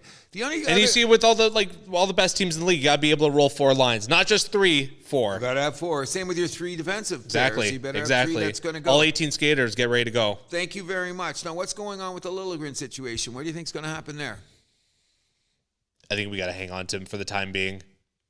How many times do you have to say that this is not a problem, it is a benefit? Injuries, 82 games scheduled. I'm sure it's freaking playing on Liljegren's mind that he sat out the first couple games. Yeah, he got into one. He looked solid. He didn't make no mistakes and everything. So another thing about the Leaf fan base, if he spends a few games in the press box, that's just going to make him hungrier. You need more than 6 defensemen to get through an NHL season. Sure. That's my point. Another plus for the Leafs. Plus, they got the guy down in the minors that they say is ready to come up that was playing in preseason. Who are we missing? They picked him up, a young guy. Either way. But in any event, so they've actually got 8 guys that are ready to play. A lot of teams in the league can say that they've got 8 defensemen that are ready to play in the NHL. All right, so you ready for our Saturday night picks? The moment of truth has finally come. Are you ready on the bandstand? Yep. Let's go. So we'll begin with an afternoon matchup in Ottawa where Tampa Bay is into town. Hold on. How did we do last week? Oh, good points. Last week, I sucked. You were 7 for 14. No, 7 for, because one of the games was postponed, the Carolina-Tampa Bay, so that didn't count. You were 7 for 13. I was 6 for 13. We suck. Yeah, we were not great. Okay, so this is the week that we're going to improve because I seen the first 3 games I made picks last week. I was losing every game. I said, what was going on? We forgot a shout out, but we'll do it during football. Okay. All right. Tampa Bay at Ottawa, afternoon affair, 1 o'clock. Who are you taking? Tampa. I'm going to take Ottawa. You did that last week and it blew up on you. Okay? It blew up. Okay, next. It's okay. Tampa, they're frauds, remember? Your favorite team after the Leafs. Detroit at Nashville. I'm going to take Nashville at home. What's wrong with the Detroit Red Wings to start their season? Yeah, they're another team that's been surprisingly lead weak against Pittsburgh. And not only that, you get to the 10-game point and you've got 4 points. Guys, you know what I mean? Like, come on. Yeah. Okay, so I'm taking the Preds over. We're both on Nashville? Yep. Edmonton at Dallas. I'm going to take Edmonton to snap Dallas's 4-game stretch to start the season. I'm going to say Dallas is going to kick them harder because that's one of the teams they want to beat. So I say I know Edmonton, after a little bit of a slow start, they've pulled up their socks a bit. So playing better, but you know what I like? When McDavid's skating around the ice, he looks angry. Every second he's on the ice. Does he look angry? Yeah, he does. And that's a good thing, I think. But anyways, you're still taking Dallas. I'm still taking Dallas. All right. Vegas at Florida. I'm going to take the Panthers at home. Vegas at Florida? Yeah. Game of the night. Bigger than Toronto, New York? 2 biggest games of the night. So I'm taking Vegas to slap Florida. Okay. New York Rangers at the Toronto Maple Leafs. My brother's going to be at this game tonight. I'm on the Leafs. Steven, have a good time. I'm on the Leafs too. Washington at New Jersey. New Jersey won at Washington last week, so I'm going to pick Washington for the revenge match. Okay. I'm going to take Jersey to win against any of these teams. Okay. Montreal at the New York Islanders. I'm going to take the Islanders to win this one at home. Okay. I'm taking the Habs. Okay, interesting. Vancouver at Philadelphia. I'm going to take the Canucks to steal this one on the road. At Philadelphia? At Philly. I'm taking Philly. Okay. Did you see Michkov yet? Yes. No, he's good. Slick. Has a lot of teams questioning maybe if they should have taken him a couple years ago. Yeah. Although apparently he manipulated that situation so he'd fall to Philly, but regardless. I've heard that too. You know what I mean? But, okay, so Philly, I'm taking Philly. Minnesota at Columbus. I'm going to take the Wild to steal a game on the road. I still say Columbus is riding a bit of a high, or at least trying to get some momentum. So I'm going to take Columbus because I haven't seen nothing that impressed me so far. They were one of your teams. Yes, they were. They're pissing me off. Okay. Carolina at St. Louis. I'm going to take Carolina on the road. I think that Carolina is due for a loss. Okay. I'm taking the Blues, even though I will say this.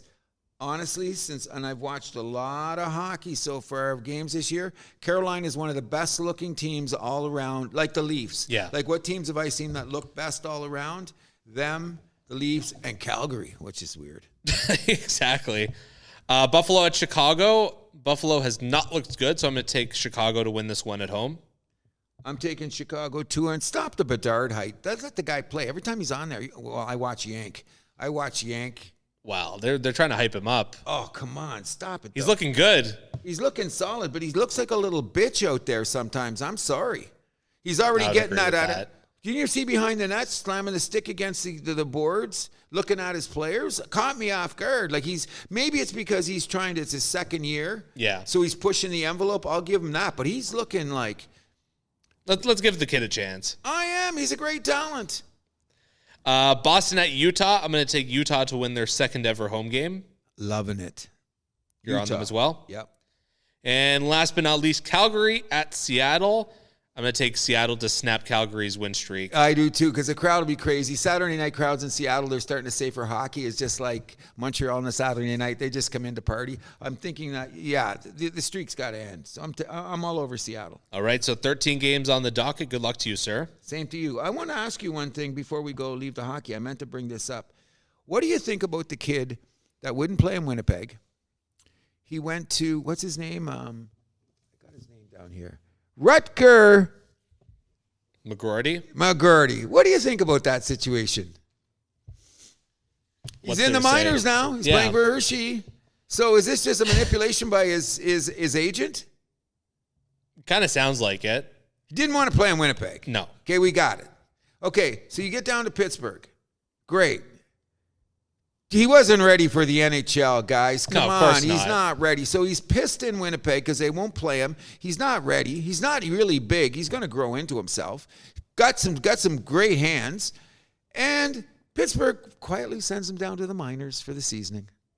So it was just a bad soap opera in my consideration. I hope the kid comes back and plays the way he is. I'm more impressed with Michkov on Philly. On Philly, much more impressed with that. By the way, are you worried about Demidov, the Habs prospect, apparently not getting much ice time with St. Petersburg, the KHL? I heard it might be personal. Yeah. I heard it's I don't know. We're not over there, but no, that surprised me too. He's not getting the ice time he is, but I heard it's more personal. But we don't know. It's Russia. I mean, the good news is I believe he's on the last year of his deal there, so they can get him over to Laval. Oh, yeah, no. Next year he'll be here for sure. But I heard that it's not necessarily – he's not playing the greatest, but I heard it's more something going on with maybe he wanted to be in the NHL this year and he couldn't get out. Mm-hmm. That's one of the buzz things that I've heard because he's what now, 20, 21? 19. He just got drafted. Okay, yeah. So, no, he's not going to play here yet. He's got to stay there another year. He signed the contract. NHL respects KHL contracts, just like if you go sign in Italy, NHL respects those contracts.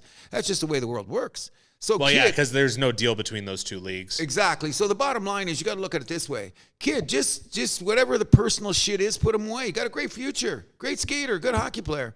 Not happy with that situation, by the way. No.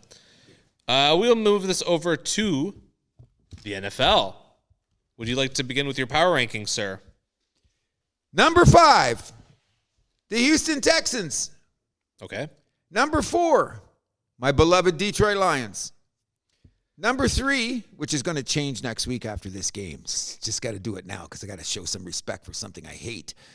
Number 3, the Minnesota Vikings. Number 3? Minnesota Vikings. Number 3. Can't look at all the numbers. You can't. We're going to talk about that in a minute. They're 5-0, bro.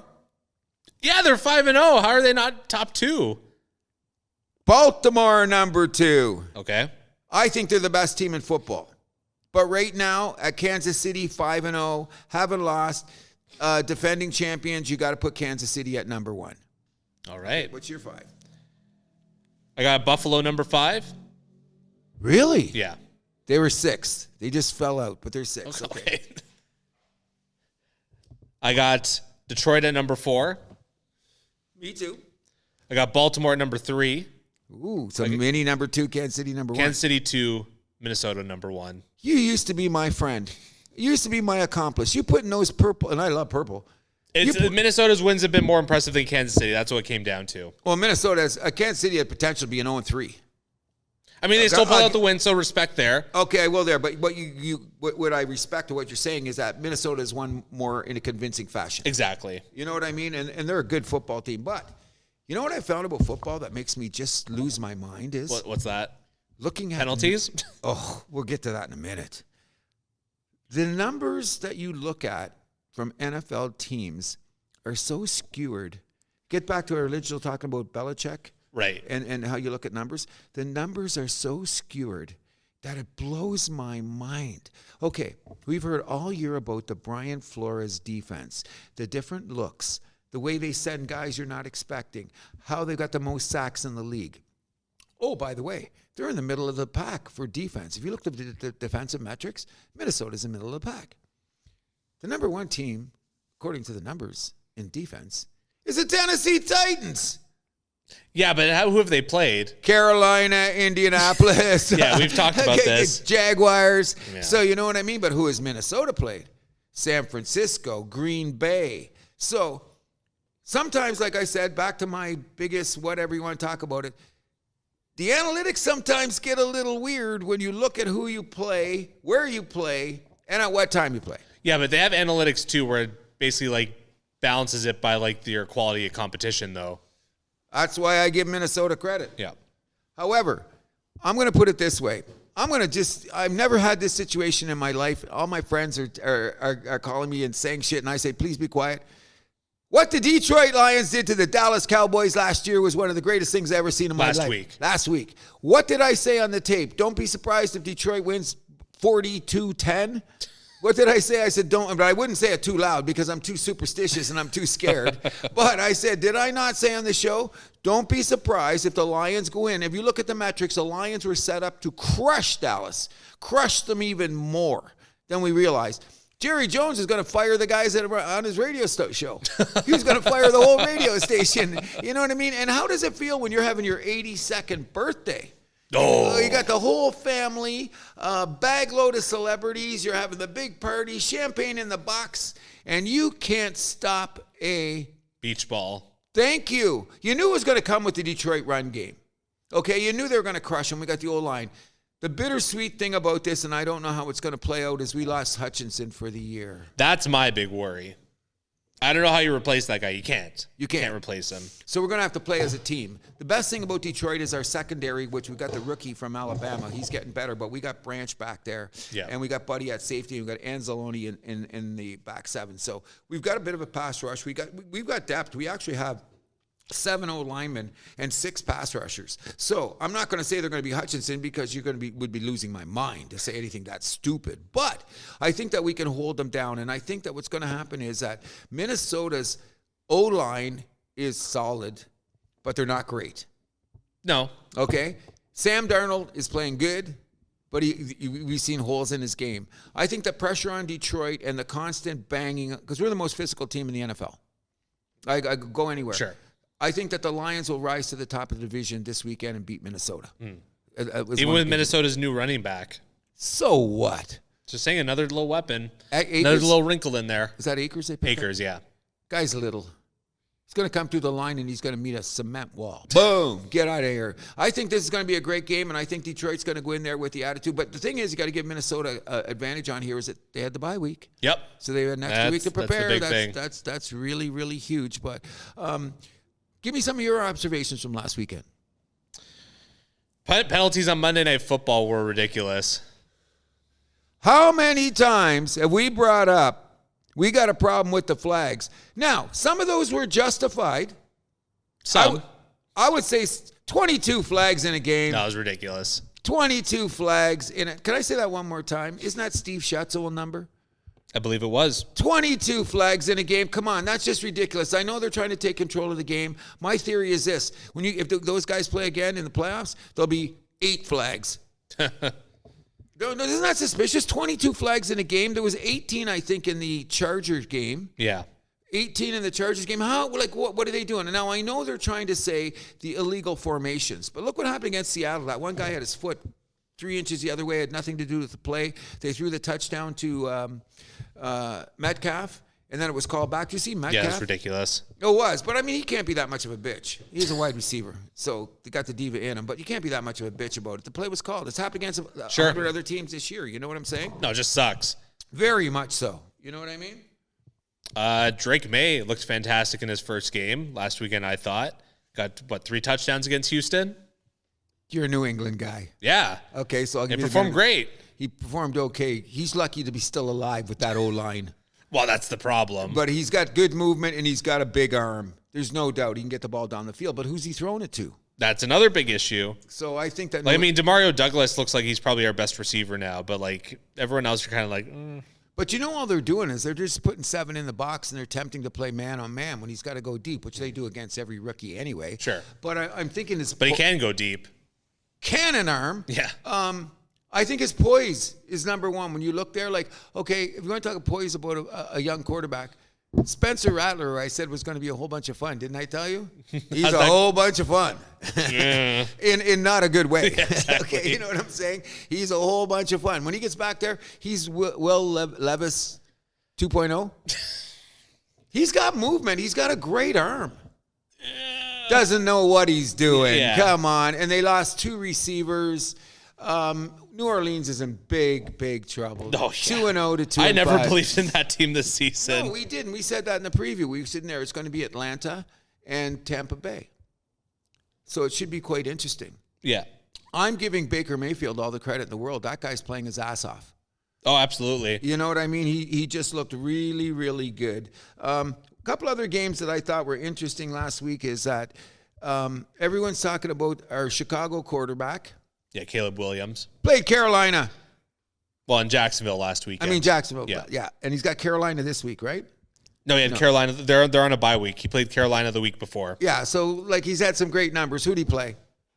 We'll see. Slow your roll. Where's the part of the other game where we had Washington and Baltimore is clearly the better team, but Jaden Daniels held his own. He did. That was the game of the week. Oh, no doubt about it. And which won me money, by the way, because I took Baltimore. Hey. I'll take that every day of the week. But I think that Washington was in my power rankings last week. They were number 5 team. I just think that they haven't played enough good teams yet. They're solid on defense, and Jaden's going to be fine. But I don't think that when the going gets tough. I think what's helping them is their schedule. Yes, they're playing third place schedule or last place? Yeah, third or fourth, or maybe even last place schedule. Yeah, last place because they were the number 2 pick that's overall. True. So, and who do they play this week? They don't play anybody that they really got to worry about. I think that should be an easy game. No, absolutely. Who do they play again? Carolina. They're 9.5 point favorites. And I think they're going to cover. I think so, too. So that should be quite interesting. A couple other things that happened last week. Leave Josh Allen alone. What we should really be talking about is the 2 biggest moves in the league this year so far. The 2 trades? The 2 trades. Yeah, so Devontae Adams going to the Jets and Amari Cooper going to the Buffalo Bills. I think that Buffalo picked him up because the kid Shakir's hurt. And they're just double covering Keon, the kid in the side. So they need somebody else to open up the field for him. And I really think that the Jets, who have a great defense, they're wasting that defense. They took away the tight ends on Buffalo. Yeah. You know what I mean? Like Josh Allen was trying to get in there, but Josh Allen's just Josh Allen. That guy's great. You know what I mean? Like people, what happened? They were this record. Now they're this record. No. Josh Allen's just fine. Just got to get the tools around him. The problem with Buffalo, I find, is their front seven's okay, but their back end's a little small. Mm-hmm. You know what I mean? So if you bust through on them, they're good on the coverage, but they're not tough enough when they're breaking through. If the Jets had a decent running game, they should have won that game. They missed 2 field goals, 3 drop passes. Then Aaron Rodgers had a baby. You know what do you think about that interception at the end of the game, too? I thought that it was odd for Rodgers to call the guy out because he did not turn the right way. Okay, so then Rodgers had to make the adjustment there. And they're supposed to be when you go your route, you go there, I throw it to that spot. He had to change the throw. It was a deep throw, and what I thought was the receiver didn't come back to fight for the ball. The Buffalo guy did. That was a... Yeah.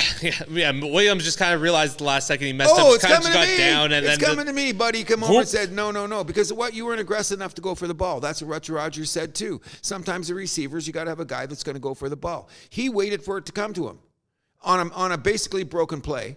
Yeah. And the Buffalo just guy came in. And like what I'm saying, which bodes well for Buffalo in the future, because they did get the coverage on. They're just having trouble stopping the run. Yeah. Buffalo should be scared about Oh, and that. they made a big mistake in the end zone, too. The 3 guys trying to go for the interception. Oh. That was one of the silliest defensive plays I've seen all year. Oh. Top 5. Aren't the defensive coaches telling these guys to just swat the ball down? Supposed to. They're supposed to. That would have been better off, don't you think? Oh, it would have prevented a touchdown. Thank you very much. You know what I mean? And it was so brutal because I had money on that game, and they scored that with what? Like, I was actually at the hospital at that time doing some stuff, and my son yelled over, "Dad, you're looking good. 20-10 Buffalo." And I said, 41 seconds left in the half? Hey, this is good. We go outside, and, Dad, Aaron Rodgers just threw a Hail Mary. No, you're kidding me. You're kidding me. And the rest of the game, they could barely score, both teams. Yeah. You know what I mean? Which it turned into a dogfight. Yes, it did. And that tells you, like, that New York defense, like, 2-4 is not the end of the world. No, and with Devontae, they can still climb their way back into the wild card. Especially in a weak division like it is. And I'm really saying at this point in the season that we're starting to get where it's starting to separate themselves. Mm-hmm. Okay? So we got a game this week that I think is one of the most interesting games. Isn't Tampa Bay playing Baltimore? They are. That could be the most interesting game because that's Monday Night Football. That could tell you a lot about what Tampa Bay is all about. Their biggest win is against the Lions. Yeah. If you look at the numbers in that game, the Lions puked that up. Did everything they could. Like what? Lions had 479 yards of offense. Tampa Bay had 260. And they won. Okay, so the game was a little bit jaded. But I'm telling you, the way that Baker Mayfield's playing, lights out. Kid's good. I think the Baltimore defense is going to come and say, hey, and the first thing they're going to do, if you know what Baltimore does, all hands up. They'll have all hands up because Baker's small. Yeah. You watch. A lot of teams are starting to do that. They're just coming through and they're just throwing their hands up. Baker Mayfield's good for that 2-step out of the way and throwing in that rocket. I think it could be the game of the week. It's in Tampa Bay, isn't it? It's in Tampa. So they should be ready. They're a solid team, but I'll be picking Baltimore in that game. Should be very, very interesting. Very interesting. Not only that, I picked Atlanta to win the division. I think that they're coming around now. They've got better defense than they realize, and they've got a game that's very winnable this week, don't they? Where are they? They are playing, Seattle at home. Seattle's a mess. Another fraudulent team that come out looking good, and they're not good. So Atlanta could rise up, and Tampa could step back. So we always said that's a nothing division. When you think about it, the way that the NFC is looking right now with San Francisco as a 3-3 leader in the West, and they're going to take that division away. That opens the door for the Washingtons to make the playoffs and 2 teams from the NFC South to make it. And I would never have said that at the beginning of the season. I said they're going to get the division winner and then everybody go home. It's changed dramatically. Dallas is a mess. We don't know what Philadelphia is all about. I don't think Philly's for real. No, and they're coming back. And who do they play this week? They've got a game that's very winnable. They're at the Giants. Very winnable game. The Giants, I can't figure out. They let go of their best player in the offseason. But they won a couple games. I don't know. Is their defense solid enough? I mean, they got Malik Neighbors coming back too. That's going to help a lot. But I think Philadelphia's defense has got to wake up. Their front four is pretty damn good. Yeah. And they got cover guys. What'd you think about Sirianni calling out the fans and then hiding behind his kids in the press conference? I thought that was weak. Amateur hour. Like, okay, you whatever call it or whatever, you diss the fans or whatever. Like, it's Philly. I get that. That's fine. But then, like, using your kids as a shield, I thought that was weak shit. Leave the kids out of it. Yeah. Aren't you the one that said that you want to have a rule that no kids are allowed in the press conference? Isn't you? I agree. Did you say that to me this week? I did not, but like I think that I agree with that rule 100%. Like, don't bring the kids to the press conference. Yeah. Because it just takes away from everything in the elements. Yeah, you're using them as a shield. Exactly. But I've heard pros and cons about that. Some people said, are you nuts to be challenging the Philadelphia fans? And then they were saying in the dressing room that they like the fact that the coach is not afraid to get into it with the players. Yeah, I mean, I don't get, like, getting into it with the fans. I mean, especially with Philly. Like, those fans are nuts, right? Agreed. But yeah, it was the way how he handled it after, where it felt like someone told him to like apologize and then bring in the kids. I thought that was. I think the press lame. people whispered in his ear before he got to the press conference. Come on, and Sirianni's job's on the line. Like team PR or whatever. Yes, yeah. They whispered in his ear. His job's on the line. 100%. Him and Mike McCarthy in that division. Oh, Mike McCarthy's gone. He's done. Yeah. He's done. Come on. I think Sirianni's probably gone after this year too. Do you realize that was the worst loss at home for Dallas in their history? I think. Or the worst loss since 1962 when they were expansion team. Not surprising. Yeah, but I think it's since their expansion team, they've been that was their worst loss ever to my beloved Detroit In the Lions. last few years, they've been money at Jerry World. 8-0 last year. 8-0, and what are they now? 0-3. Ooh. Ooh, no run game. Defense that's made out of frickin' balsa wood. Two of their best defensive guys on the bench and they're not playing this week. Micah Parsons and Micah Parsons. Micah Parsons and what's the other guy on the other side? DeMarcus where? DeMarcus, yep. no, not where's the other guy? DeMarcus, what's his name? Anyways, those two guys aren't even playing. But Dallas is on a bye week, right? Yeah, I believe they're off this week. Them in Chicago. Funniest thing I've seen all week. They were showing up the point spreads for the week. So they're having DeMarcus Lawrence. DeMarcus Lawrence, yeah. Okay. In any event, did you see the meme that went around on the Cowboys? They were showing the lines for the week, like the Lions Minnesota favored by 2 over Detroit, Washington by 9.5 over Carolina. The bye is favored by 7 over Dallas. Oh no. I couldn't stop laughing. The bye is favored over Dallas this week. I'm taking the bye in this case. I'm taking the bye all day. Yeah. Do you feel sorry for Dallas? No. Nah, how can you? They're the one. What team gets shoved down your throat more? Well, I don't watch America. It's not even for that. Like I don't watch the American shows that much, but shove them down your throat every day. I don't think their guys in that team are that likable. Oh, part 2. I never liked Mike McCarthy. Never. I'm not a big Zach guy. Okay, neither am I. Yeah, okay. I think his personality is pretty lame too. Every time he does like a interview where it's supposed to be robot. fun. Yeah. Robot. Yeah, no. Beautiful wife though. I bet. Okay, beautiful wife. He just proposed to her in a big thing, which is all great. CD Lamb is CD's turning into a bigger diva than I thought he was going to be. Exactly. He's crying. He's getting his targets. He's not always catching them. Micah Parsons. I am so glad, and this is the last time I like him. I like him too. He's not Lawrence Taylor. No. Are we done with that? That buzz has died this year. Thank you. Yeah. It should never have been brought up in the first place. We're talking Lawrence Taylor. Arguably the greatest football player of all time. Maybe he had some reasons to get crazy as he did while he was playing the game, but that's another story. I heard Belichick say, what did you do on some defensive plays? And called there, he goes, I didn't do nothing. I said, why? He goes, I looked at Lawrence's face and said, oh, okay, he's going to do whatever he wants. Makes a play. Like, what a defensive coordinator. You could say that. What did you do in that play? I just looked at Lawrence and said, what are you going to do? He goes, don't worry, coach, I got it. Go sack the guy, which is great. But Micah Parsons, I never liked the comparison. First of all, he's smaller. He may be quicker. Sure. A little quicker than Lawrence Taylor, but Lawrence Taylor for his size was freaking quick. So Dallas, I hope that they I hope they don't get the first draft choice. They're not going to be that bad. I think that they could possibly be a bottom 5 team. I'm going to say it first. What? What's the record right now? 3-3. 3-3. Okay, maybe they're going to get away with it because they're going to have to play Bottom 10 maybe, but like bottom not bottom 10. but not bottom 5. We shall see. They better tighten up. I think they're soon. going to be in like the low teens for a draft pick, I'd have to say.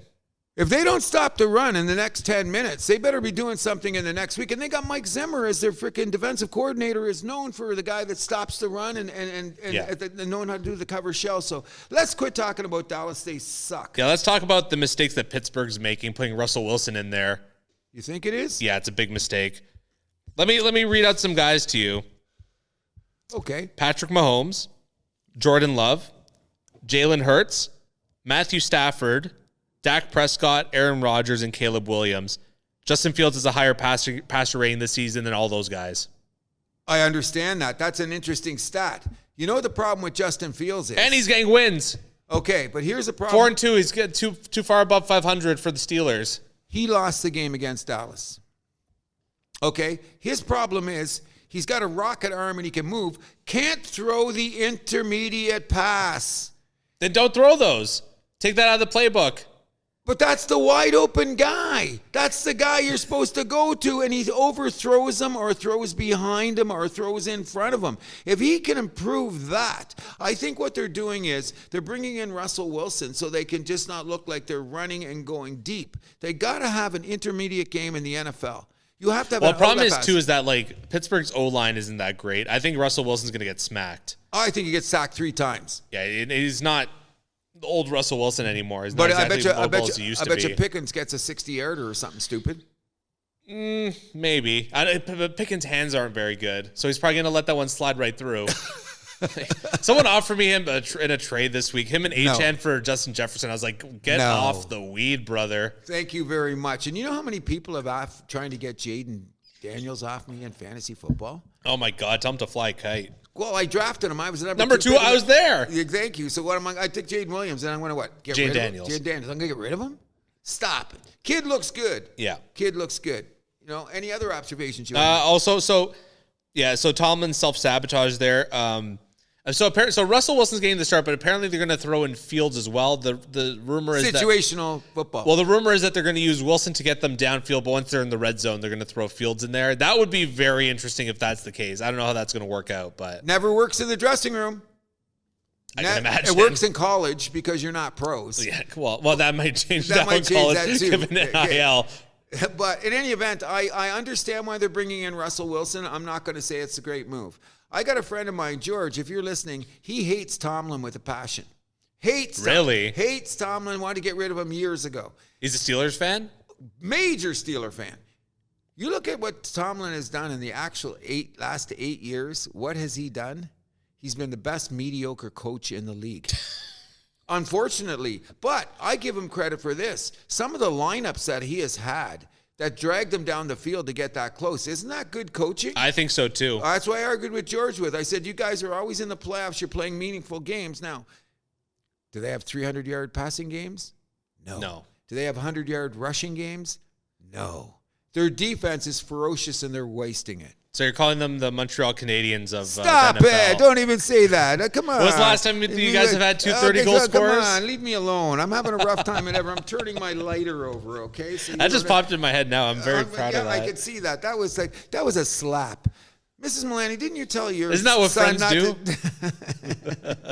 Letting your son slap me in public like this, that wasn't nice. But anyways, I thought that was an interesting stat. He sent me the whole, you get those little thing on Instagram or something, and they the little play on. Yeah. This is Mike Tomlin.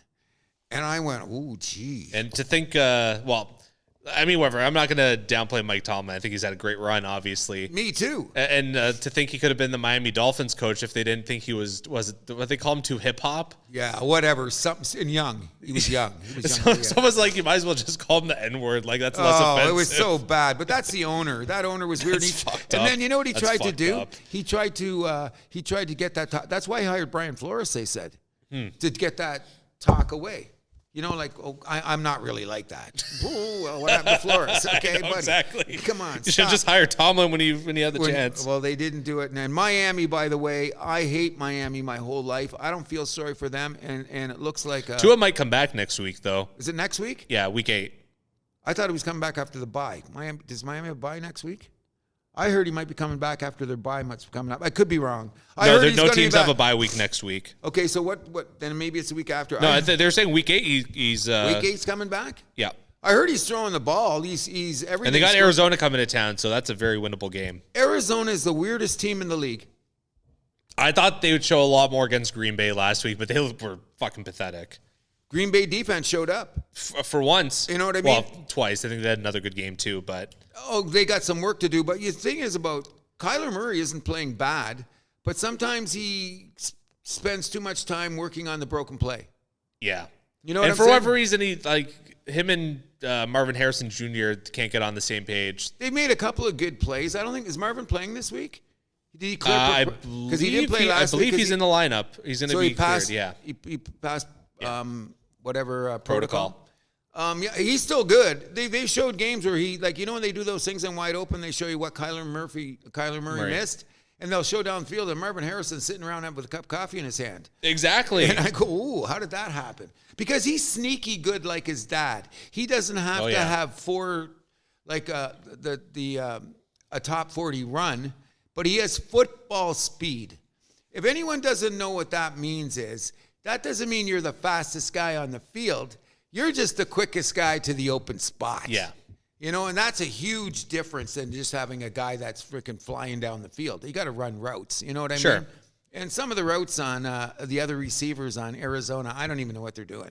And they're wasting their defense because their defense is on the field too much sometimes. Oh, yeah. And they've given up some big plays. I don't think Arizona's making the playoffs at all. They'll probably end up last. No. But Seattle tumbling the way that they are, which gets back to my original premise that's opening the door for the two teams from the NFC South and Washington get in. Yeah, I mean, I thought Seattle would be a little bit better. I thought they'd be closer to, well, I mean, I guess they still are 500 right now, but I mean, it's things are falling apart quickly. Yes. Are you considering that Washington now has to be considered the front runner in the NFC East? Oh, of course. Got to be, right? Their defense is playing solid, so. And they have the best quarterback in that division. Oh, going away, which makes a huge difference. Which what I'm going to say, and Mr. Pick, we had a long talk. Pick is one of the guys. He's trying to get Drake Ellington from me in fantasy. He offered me. I'd be more willing to trade him than I would Jaden. But you know what he wants to give me? Puka, whatever. Nakua, and a second-round draft pick for Drake London. Drake London said sometimes it takes a wide receiver for a couple. No, it's a decent. Yeah. But I'm saying I might take that if I were you. Why? You don't think Puka? You wouldn't want to take him? He's playing with your boy Stafford. I love Stafford. That team's a mess. Missing 8 starters, 5 on like 3 O-linemen and 2 wide receivers are a mess. So I'm going to take Puka when he comes back. We don't know what they're doing. No O-line. And Drake London's turning out to be the beast that they said he was going to be coming out of college. Guy's looking good. He got a real quarterback. This is the first time that Drake London's played in the league when he's had a competent quarterback. And look at his numbers. So I'm going, no, I can't give him up, and we don't know how Puka's going to be when he comes back from his injury. I'm hoping he's doing well because he's been sitting on my IR. Oh, well, he's sitting on a lot of people's IR. And so, Mr. Pick, if you're listening, you know what I'm saying. As Andrew, you just admitted, that was a solid – the trade offer is solid. Sure, yeah, he's not lowballing you. No, he's not lowballing, and he's giving me all the reasons why, because my team sucks. I had my highest total last week, and I played Pick – and he had his highest total of the year. So what are your rules? It's 2 quarterback, 2 wide receiver? Yep, 2 quarterback, 2 running back? 2 running back. 1 tight end? 1 tight end. How many flex? 2. 1 flex, a wide receiver, tight end, wide receiver, running back. Oh, interesting. Yeah. So you can't use a tight end for that other one? You can use a tight end only if you're going to flex him into a wide receiver spot. So it's wide receiver, tight end, wide receiver, running back. Oh, interesting. Okay. Yeah, so you can actually play 2 tight ends. In our league if you want. It's the best setup of any fantasy. The rules in our league are so fucking tough. I was telling a couple of my friends your rules. Like, oh, that's hardcore. No IR. You told me that one, yeah. No, we said no. How many bench spots? 6? Yeah. That's tough with no IR. I'm telling you, I've seen a million fantasy leagues around and God bless my son, Matt, you did good. When they invented this league, they were thinking of those hardcore things to put in. Our league is now, 15 years old. They were trying to put in the most hardcore rules. I love that. Okay, but you were at our draft. Yeah. Look at all the people that want to manipulate things. Did you hear all the arguments about manipulation? And what happened? They all got called down. Because if we're going hardcore, and I got, hey, Mr. Semenuk, I'm in your corner. My son's a little wishy-washy. Zach, you and Dubs are both a little wishy-washy. Well, maybe we'll change this rule. Or maybe we should do, no. You guys, they came in later. They're not the originals. Zach's pretty close. He came in year 3. But I like our rules because it's. Hey, you turned me on to the 2 quarterback thing, and I love that. You know why it's better? It's more competitive. And it makes the quarterbacks like the actual most important position, which is the way it should be. Which is what football's all about, isn't it? Yeah, because the other leagues, it's like you could just like throw whatever quarterback there. I'll pick up one later on waivers or whatever. And like, no. These ones you got to draft good quarterbacks. Yes, you do. You might pick up a good one. Like I picked up Andy Dalton from the scrap heap, but well, I can't do anything because you know how my 3 quarterbacks are, right? Who do you got? Jaden, Goff, and Stafford. And Stafford's not. But what am I going to do? I'm not worried about it, and none of them have the same bye. There you go. So I'm good on it. And I didn't start Jaden the first 2 weeks. That killed me because I could have won it 1 week for sure if he had been in my lineup. We'd be winning. Well, most weeks you probably go with Jaden and Goff, and you're probably good, right? Oh, yeah, that's what I'm doing now. But I hadn't because I'm a Stafford guy, and I haven't had a win. I'm 0-5. Or 1-5? No, I'm 1-5. That's okay. There's 2 guys in my league that are 0-6 to start the season. And if they both lose this week, they play each other next week. Oh, it's even better. But you know what? Scoring's down. Yeah. Scoring's way down in fantasy this year. You know what I mean? Like, no matter how you say it. You watch that fantasy show on NFL Network, and they're pulling guys out of their asses that suddenly have a game. Like Hubbard had a game for Carolina. He's had a few good games. Yeah. What's the guy for Washington? He suddenly came off the bench for Robinson. All of a sudden, he had a 15-point game. The guy in the Jags come out of nowhere. I had Tank Dell? Rob? Yeah. The guy I'm talking about. Okay, let's put it this way. I drafted Evan Ingram to be Tank Bigsby. That's his name. Bigsby, yeah. He's had a couple good. Who was he at the beginning of the year? Yeah, nobody. I think somebody drafted him late in our league, which is smart. But if you just look at it, who was I just talking about? What was I saying about when you draft guys that they don't really... Oh, the scoring has been way down in the league because they say the defenses are getting up. So what you got to do is you got to rake the field to see which guy's going to come in. Like the guy that they drafted, the running back for San Francisco. He's won people games, but now he's hurt. He might not even play this week. So now you got to dig into the pile to get somebody else. Oh, my thing about Evan Ingram. I had the guy, I drafted him as my first tight end in the draft. The guy was so bad that after 4 games, I dropped him. Do you see him last week? Yeah, he had a good game. Yeah, so you never know what you're going to do. Like sometimes you hold on to a guy tight too ends long. this year especially, like they're such worst position in the league. Everyone drafted Sam Laporta thinking he was supposed to get numbers. What is he? He had a good game last week, though. 1-6. You got to be. Well, there's only been 3 consistent tight ends this year, and one of them is already injured. Goddard on Philly. Yes. And then Kittle and Bowers on Vegas as well. He's having a good year, but besides that, like the other tight ends, like haven't been anything special. No, you just just pick up one off the scrap heap. Like whoever, just go by matchup. Well, that's what I do. I look at the matchup and see who's doing what and say, because I think Schultz is due to have a good game for Buffalo, and the guy in Houston. Both those tight ends are very good, but none of them have done nothing this year. So I think they're going to have a break. My strategy is just playing Likely every game and then wait for him to pop off every few games. I'd take Likely in a minute. He's your best thing. Like, he's a 50-50, but he's going to have that Took him game. in the last round. What a great pick. I looked at him. I had him on my list, but I didn't. Somebody else drafted him late. Like, he did, in every draft, he went late. But you know, or undrafted in some. But I mean, do you have a log on your fantasy team where it tells every year what you've been doing because it's built into your computer? Yeah, Yahoo keeps track of that. Okay, so when we look back on that, the scoring's down about 25% this year. Wow.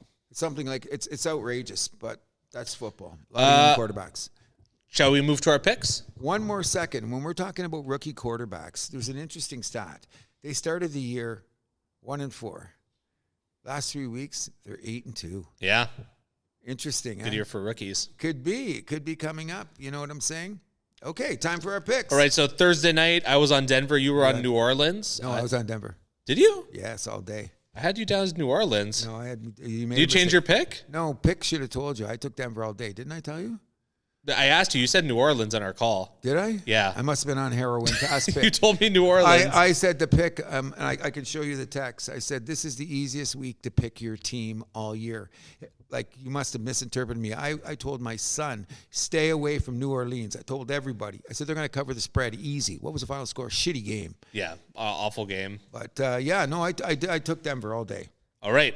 So, New England at Jacksonville. This one's in London.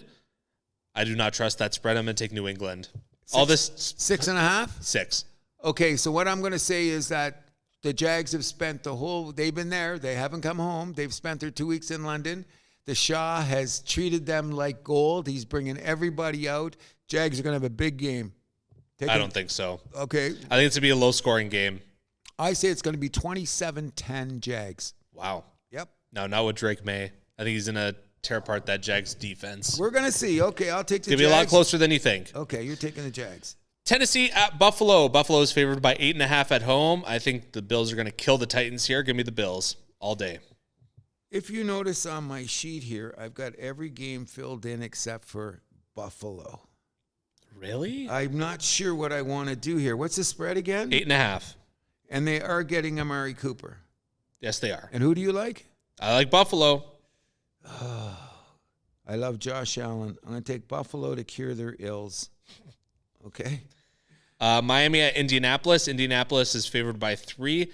Miami has not been good without Tua, so give me the Colts at home. Colts all day. And the Colts are better than people are letting them know. Their defense is pretty good. I know. I picked them for the playoffs. They're 3-3, right? 3-3. Yeah, they'll go ahead. I wonder, Houston's winning that division going away. I think the Colts are going to have a shot at a wild card still. I'm agreeing with you, but I'm taking Indy.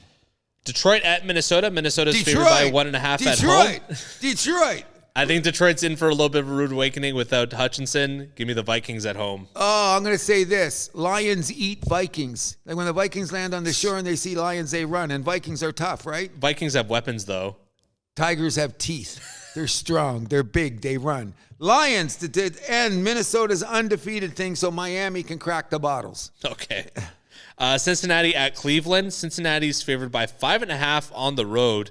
I do not like that spread at all. Give me the Browns at home. I'm taking the Browns at home, too. Actually, learning from your mistake last week, not taking the Browns to cover. Oh, that's right. And I think that Deshaun is playing a tad better. I'm not going to say he's playing great. I agree. But he's playing a tad better, and I think that's too many points because the Bengals' defense is atrocious. Yeah, I don't know how the Bengals are getting 5.5 here. No. Houston at Green Bay. Green Bay is favored by 2.5 at home. Give me the Packers all day. I'm taking the Packers, too. We got a lot of same picks here I see coming up. I think Green Bay's just getting their shit together. And, yeah, me too. And it's going to be on the road up in there. It might be a little bit colder. Yeah, I think Houston, I mean, they're 5-1, but they haven't been a super impressive 5-1 either. They showed last week what they can do, but it wasn't against a great team. No. But I think Green Bay is going to, Seattle at Atlanta. Atlanta's favored at home by 3 points. I think Atlanta could win this game by 10. Give me the Falcons. All day. I think that's a weird spread. I don't understand Vegas on that. Sometimes it makes me... I think people don't trust Atlanta. I think people are still buying Seattle. When I play my pro line on the weekend, I'm boxing that game because Vegas is smarter than me. So when I seen that line, that was the one line this week, I thought they would be favored by 5. Oh, and by the way, people, it's now, even though we had some spreads covering last week, point spreads over 6 is still like only 20% winning in the NFL right now. You know, a lot of big spreads were covered last week, but yeah, okay, not the Philly Cleveland one. And though. I had Philly too. If they had one covered there, would have won 300. Oh, would have won 300. Philly at the New York Giants. Philly favored by 3 points on the road. I'm going to take the Eagles. I'm taking the Eagles too. Giants are just not very good. Mm. This is also Saquon's revenge game. Yep. Too many factors that say yeah. Carolina at Washington. Washington is favored by 9.5 at home. Give me the Commanders. I think they're going to smoke Carolina by around 20 points. I think they are too, but that's another one where I thought the spread was a little high for a team that was so bad last year. Sometimes you got to be careful. They'll win by 7, but I'm still taking Washington because I think that Carolina's defense won't be able to stop. Yeah. You know what I mean? And Washington's offense is pretty well balanced. Oh, yeah. You know what I mean? They got all the tools. Yeah. Taking Washington. Vegas Raiders at the Los Angeles Rams. Rams favored by 7 points at home. I do not get that one. Give me the Raiders. I'm taking the Raiders too, even though I do think that the Rams are going to win. Yeah, I think the Raiders are just going to keep it close enough to cover the spread. That's why I'm going to play an 8-game money line. Okay. For $10. Give you about 500 if they come in. Kansas City Chiefs at the San Francisco 49ers, possibly the game of the week right here. San Fran is favored by 2 points at home. I'm going to take the 49ers to hand Kansas City their first loss. I was all about that because I say San Francisco is going to rise up, but there's a little number that came up, and I cannot go against it. Do you know what Andy Reid's record is after a bye? Oh, it's got to be very good. 20-1 or something just out stupid. Like there's nobody even close in the history of buys that has Andy Reid's record. I'm going to take my chances and go with KC. San Fran's had a long week or a long rest week though because they're coming off a Thursday night game. So. Well, that's why they kind of schedule it that way. So they both have had a break. But I'm going to go with the Andy Reid 2 weeks to prepare for you. Look out. Okay. New York Jets at the Pittsburgh Steelers. Jets favored by 2 points on the road. I told you I did not like the decision to start Russell Wilson for the Steelers. Plus, the Jets are going to have Devontae Adams. Give me the Jets. I'm taking the Jets, too. Okay. Yep. Baltimore Ravens at the Tampa Bay Buccaneers. Baltimore favored by 3.5 points on the road. Give me the home dogs. I'm going to take Tampa Bay. I'm taking Baltimore. They're too good. They're gonna rough Tampa Bay up. I think it's going to be like one of those games where it's like 14-10 at the half, maybe even Tampa Bay winning. But in the second half, I think that Baltimore's defense will wear them down. Okay, we'll see. Baker's going to have a rough day. I certainly hope not, given my pick. Yeah. And last but not least, the second of 2 Monday night games. It's the LA Chargers at the Arizona Cardinals. Chargers favored by 2 points on the road. Give me LA, who's also coming off a bye week. Yes. Okay. Now, here's an interesting game because sometimes during the season, it looks like that team is supposed to. Actually, they're not coming off a bye week. What am I saying? No, they're okay. I like the Chargers too, but they're on the road. What I'm really liking about the Chargers is that Harbaugh has turned them into a bit of a defensive team. Yes. You know what I mean? Well, that's what they were supposed to be with Buddy over there before. But it didn't work. But now he's molded that defense, and they've got enough offense with Hebert and the crew that I think the Chargers they're going to be the surprise team of the league. Like, it's going to be Harbaugh's first year in the league, and he leads them into the playoffs the first year, which he's got a chance to do when you look around the NFC, because the AFC East is in trouble. Yeah. The AFC North, 2 teams look like they're already out of it. Which leads credence to your belief in Indianapolis, because the AFC South is looking a little bit crazier. Mm-hmm. But then when you go to the AFC West, who you got? Kansas City and the Chargers. We're kind of a decent team. So Denver's getting wins too, though. Denver's defense. Their defense is. Yeah, so that's going to be an interesting call, but I'm taking the Chargers. All right, so good luck to you on your picks. We'll take this. Wait. We did not have a shout-out. The House That Happens has a team in the pick'em pool. Explain. We won. Oh, yes. Shout out to the House That Happens for winning the week, which Pick would know. But I thought you were making the picks, but Pick already knows. If we don't have a picks, then we take the home teams every time, or the favorites. We take the favorites every time. So Pick knew that. It goes because almost every week I'm taking 80% favorites. So Pick will take the win. House That Happens. Serge, get in on the picks too. So now we're paid for. Exactly. We're paid for, so we're good. We like that. Yep. It's all gravy from here. Thank you. We'll take this into our final segment of today. We only have about 10 minutes or so to cover this, unfortunately, but the Major League Baseball postseason, where Aaron Judge is finally off the schneid, and dare I say it, are the Yankees the team of destiny, Cruz? No. You don't think so, with all their bats figuring it out at the right time? Stanton's been unbelievable. Yes, he has been. Last night I was sitting with my ex-wife and said, this guy's a beast. If he starts playing for his money, that this could be the guy. He's very hot. Next pitch, left the yard. Ex-wife looked at what? I said, just a fluke. You feel things during the game. Now, my biggest... Last night's game was crazy. Oh, unbelievable. Last 2 games. I think the playoffs have been outstanding in baseball this year. Like, that's why I am a baseball fan. Hence the reason you're a baseball fan. But I find it kind of weird in that the L.A. Mets games, they've lost drama real early because they've been they're all blowouts. And then the other team scores a few runs, and so it's going to be interesting. I do not think that the Mets can win 2 games in L.A. Part of the reason I think they're going to lose, we might get to a 7th game, is that it's sounding to look like the Dodgers are having a bullpen game, whereas the Mets are going to come out with a starter. Yes. What's his name? I forget. Mania, whatever his name is. Mania. If that guy goes 5 innings and Mets win, then they got a chance at the 7th game because they're going to be able to rest their bullpen. If the Dodgers go through as many pitchers as they've been going through in this series, what's going to happen for Game 7? Anything could happen in Game 7. So I'm saying if the Mets have the power of grimace and friendship. Thank you. So I think that's what's going to make them win Game 6, and then it'll be a toss-up for Game 7. I think that my theory on this, and it went with Cleveland with their number 1 starter who gave up 2 home runs all year and then gave up 2 runs in an inning. I seriously believe this. Whatever analytics are telling you, if a guy keeps getting up to throw the ball every goddamn day, and he's been throwing it that much all year, eventually your arm's got to get a little tired. Look at Flaherty last night. Yeah. Okay, that guy's been throwing 1 million pitches since he's come from Detroit. He looked tired by the 3rd inning, like he had nothing on the ball. They were raking him, right? What did he go, 3 1/3? He went, he didn't even go 3 1/3. 2 1/3. Oh, 3 even. Okay, he went 3. I thought they came out.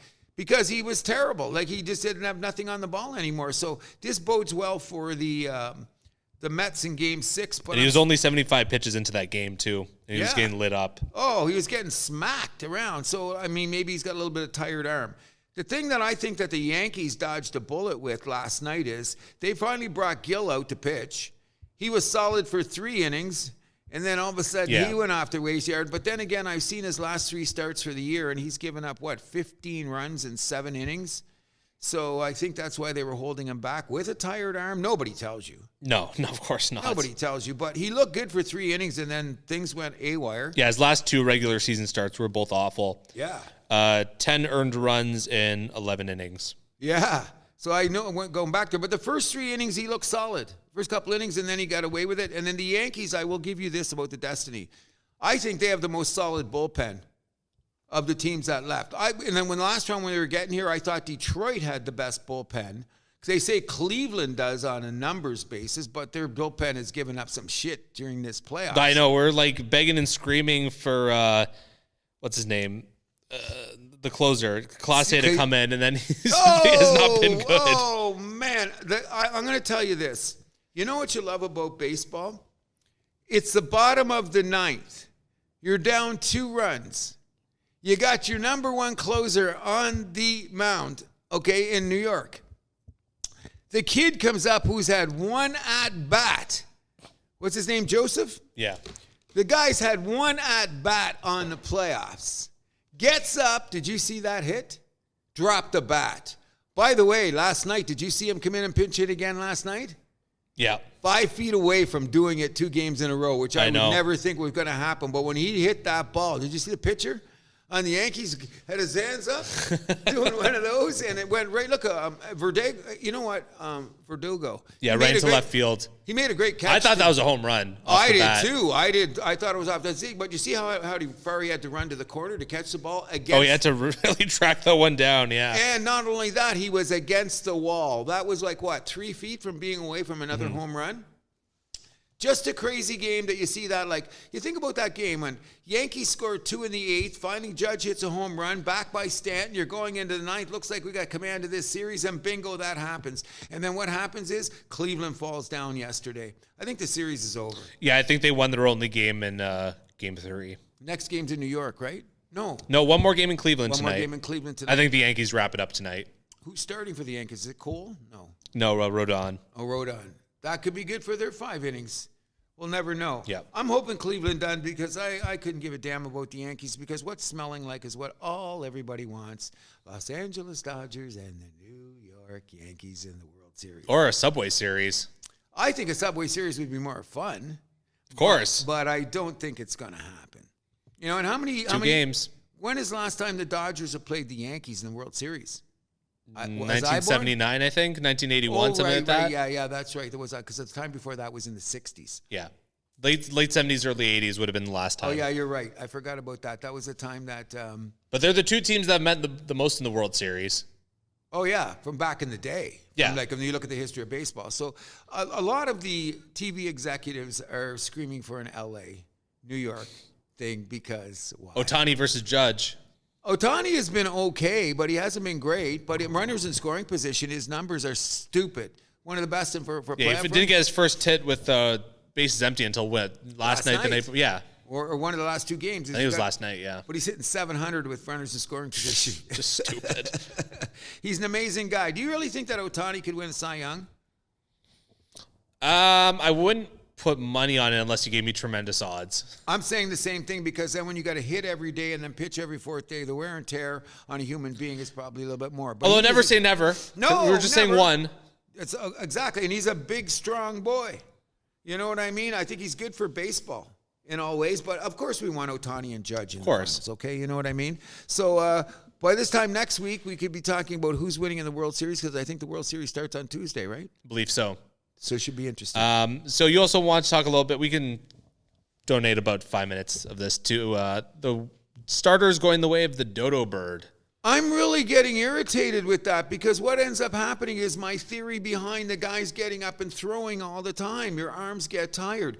To win the World Series, you usually have to have some kind of starters. The Yankees have 3. They pulled out Gill, but they can worry about it later. The Dodgers have got who?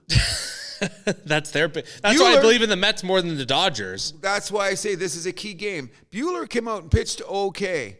Flaherty's the other guy. Yeah. Who else is starting? You never know. And I'm going to tell you, in the long run, Kansas City got away with it when they won the World Series a few years back. Remember with all that... No, but they had starters, though. They only had 2. They did a lot of bullpen shit. Tampa Bay got close a couple of times, but they never won. No, they never won. So I'm saying I'm like Kansas City also had like an unreal bullpen. Oh, it was Wade ridiculous. Davis and like who was their closer? I can't remember. I don't know, but he was very good. But that's what I'm saying about the Yankees. Their regular closer is not closing. Holmes is the guy coming out and doing it now or whatever. They've got 6 guys that can come out and pitch. The matter is they're going to overuse their arms. Like every time you warm up, you still got to throw 10, 15 pitches. Then you got to go up and throw. So I think that it waters down baseball, in my humble opinion. The problem is, though, like most of the starters that been out there, especially for this LCS round, they haven't been that good. The only guy who was like pulled early was Boyd for Cleveland in Game 3 of the ALCS. That's the only guy where I'm like, okay, you should have left him in like at least 90 another pitches. Inning. Yeah, 90 pitches. Because he got pulled at like 75, I believe. I would have let him go 90 pitches too. But history has said, it's like, what are you saying? Like in the history of baseball, you talk about the greatness of the starting pitchers. Are we talking about that this year? No. I think that waters down the game. Well, you're not just going to throw out a guy just because. If he's not performing, like, what are you going to do? Okay. I want to win, Cruz. I do too, but I'm going to say I want to get the guy out that's a regular starter. Those don't exist anymore, though, by looks of it. That's what I'm pissed off about. So I'm saying I want to take the chance. Okay, Milani, you're starting today. You're not going to pitch all today or not. You're not going to do no bullpen session. You're going to do nothing. You're starting tomorrow. If you're in trouble in the second inning, I yank you. I don't have a problem with that, but I want to define who's going to come out and start my game. Like, who's going to start tomorrow? Oh, we got Bullwinkle, we got Pink Panther, and we've got, what's the girl with the nose? It's a great ball player on Marcy. Peppermint Patty. Peppermint Patty, yeah. So we got starting tomorrow. Peppermint Patty or who? I don't buy into that. I think that you should have a designated starter. Now, your theory is good. We do have designated stars, but if they're just not performing, then like what are you going to do? Put them in and then take them out. That's what's been happening. I think the reason that Detroit is not in here is because that A.J. Hinch got smarter than himself. Yeah. One game the guy's starting, next game. They made a mistake too in the DS round, pulling a guy too early. There you go. And not only that, so one game the guy's closing and the next game the guy's starting. Huh? What? Yeah. Now, I understand in the game when they brought in last night Diaz for the Mets. When they brought Diaz in and he mowed him down, that was a situation because that's an elimination game. Yeah. So all hands on deck. I get it. But I'm really believing that you should have a situation where you go, we have a starter. If he's not doing the job, get him out. I'll go with that. But if I'm going to go up every game and saying, okay, Peppermint Patty, how's your arm feel today? I don't buy into that. Sometimes it works. We've had no hitters with like a shared team, and all that kind of shit too. But I'm really saying that. I'm thinking, in my opinion, let's talk in 2 years, and I think they're going to bring this pendulum back because a lot of guys are starting to say, let's teach them to pitch so they'll last longer. Just instead of about arm angle and velocity. Well, if that happened, again, different story. But you think it could be? I would have to see, but like this is like a grassroots thing. This is going deep. This isn't going to be 2 years. Maybe more, but this is a grassroots thing. This is 100%. I've seen old guys are saying like kids are already lined up for Tommy John in high school. That's fucked up because like the whole thing about Tommy John making you a better pitcher, that's such a myth. Of course it is. All you do is you re-strengthen your arm. Doesn't make you a better pitcher. No. You know what I mean? So it doesn't even necessarily like. Whatever, because you're taking tendon from whatever, right? Yep. Now it doesn't automatically make you a better pitcher. Oh, I agree with that 100%. Does it make your arm a little bit stronger? Possibly. Okay, possibly. But if you don't have the stuff in the first place, I don't care what kind of arm this you is ridiculous. got. Yes, I'm very disappointed. But this might be one of the realizations of modern baseball. We just have to get used to that. Like we're not going to look at guys as starting pitchers. We're just going to look at starters and relievers, just pitchers. Now you got to kind of fit it together like a puzzle piece. I don't like that. I want to have my horse, like Scooble. Why? Just because that's what you grew up with? No, because I think that'll save your bullpen in a long time if you get guys that can pitch more. You take less wear and tear in your bullpen. I'm telling you, some of these guys on Detroit. But you're saving your starters though by doing this. No, if my starter can give me 5, I just want 5. I would like them to get 7. I'm just asking for 5 innings. I'm not asking for the world. So what I'm saying is I think one of the reasons that the Detroit ended up losing is because those guys pitched every day. They've been in that situation since August. Yeah. And what happened at the end? Remember I said to you, the biggest thing I'm scared is that Scooble finally gives up that hit at the wrong time. Right. Because he's been pitching so good and so long, eventually someone's going to hit you. What ended up happening? He gave up the one hit at the wrong time, was game over. Yeah. Well, I think we're going to, I don't know, the way I think it's going to be is we're going to view guys like this is like our 4-inning guy. This is like our 2-inning guy. This guy is good for 1 inning. I think that's the way we're going to view things. I hope not.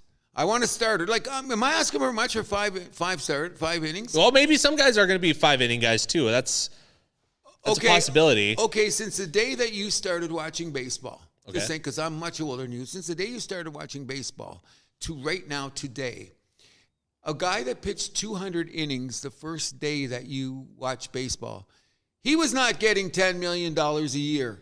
Now you pitch 200 innings. Well, the economy's also changed too. Agreed, Inflation. but I mean, look at the money you're getting for the job that you have to do. That just says to me, whoa, what? But like you said, state of the game. Yeah. But You got to get paid what your value is, what your worth is. So I'm not going to take that away from a guy's paycheck. pitchers are like the real estate market. A lot of speculation going on. You know what I mean? Pitching. What? Any pitching. It's just like the real estate market. Yeah. We're going to say, what's your value today? Well, let's overpay you. Whoops, what's going on? Which gets me to my last thing, because we got to get out of here, is that we start the next season.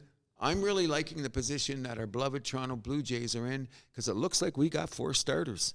Regardless of how good they're going to play, we got 4 starters. A lot of teams. Yeah, how's our batting lineup going to be with a bunch of number 7 hitters? I don't know. Seattle almost got there, didn't they? But they didn't. But they didn't. So we're going to have to wait and see. Anyways, I hope you guys get to enjoy the rest of the World Series. And for people that tell me it's a boring sport, go to hell. Watch some of the games we've seen this playoffs. They've been amazing. Any plans for the weekend? No, I've cut down my garden. I've got some yard work to do, and the gospel will be with us the next time around, because we're running late and you've got a lot of priorities to do. Yeah, I got to be at Humber today and tomorrow, actually. Oh, good for you. Rugby tomorrow, soccer today. In there. Anyways, there's a lot of great sports going on this weekend. We got a full slate of hockey tonight, some great football games tomorrow. Please, WNBA final game. Take a look at the WNBA Finals. It'd be quite interesting. And, of course, we'll see you on Tuesday to talk about our NBA preview. Yeah, looking forward to that. Please join us there. And anything else? We love you guys. Oh, of course we do. And you know what? I'm going to say this again. Andrew, I see we do get some hits. But we should be getting more hits for the people that talk to me on the street. Exactly. The people in Etobicoke. Say hello. Don't be a stranger. Don't be a stranger. Like one of the guys, and I know you're out there, I don't even know his name, I see him every day, Cody. He's taking a peek in. He goes, oh, you guys know what you're talking about.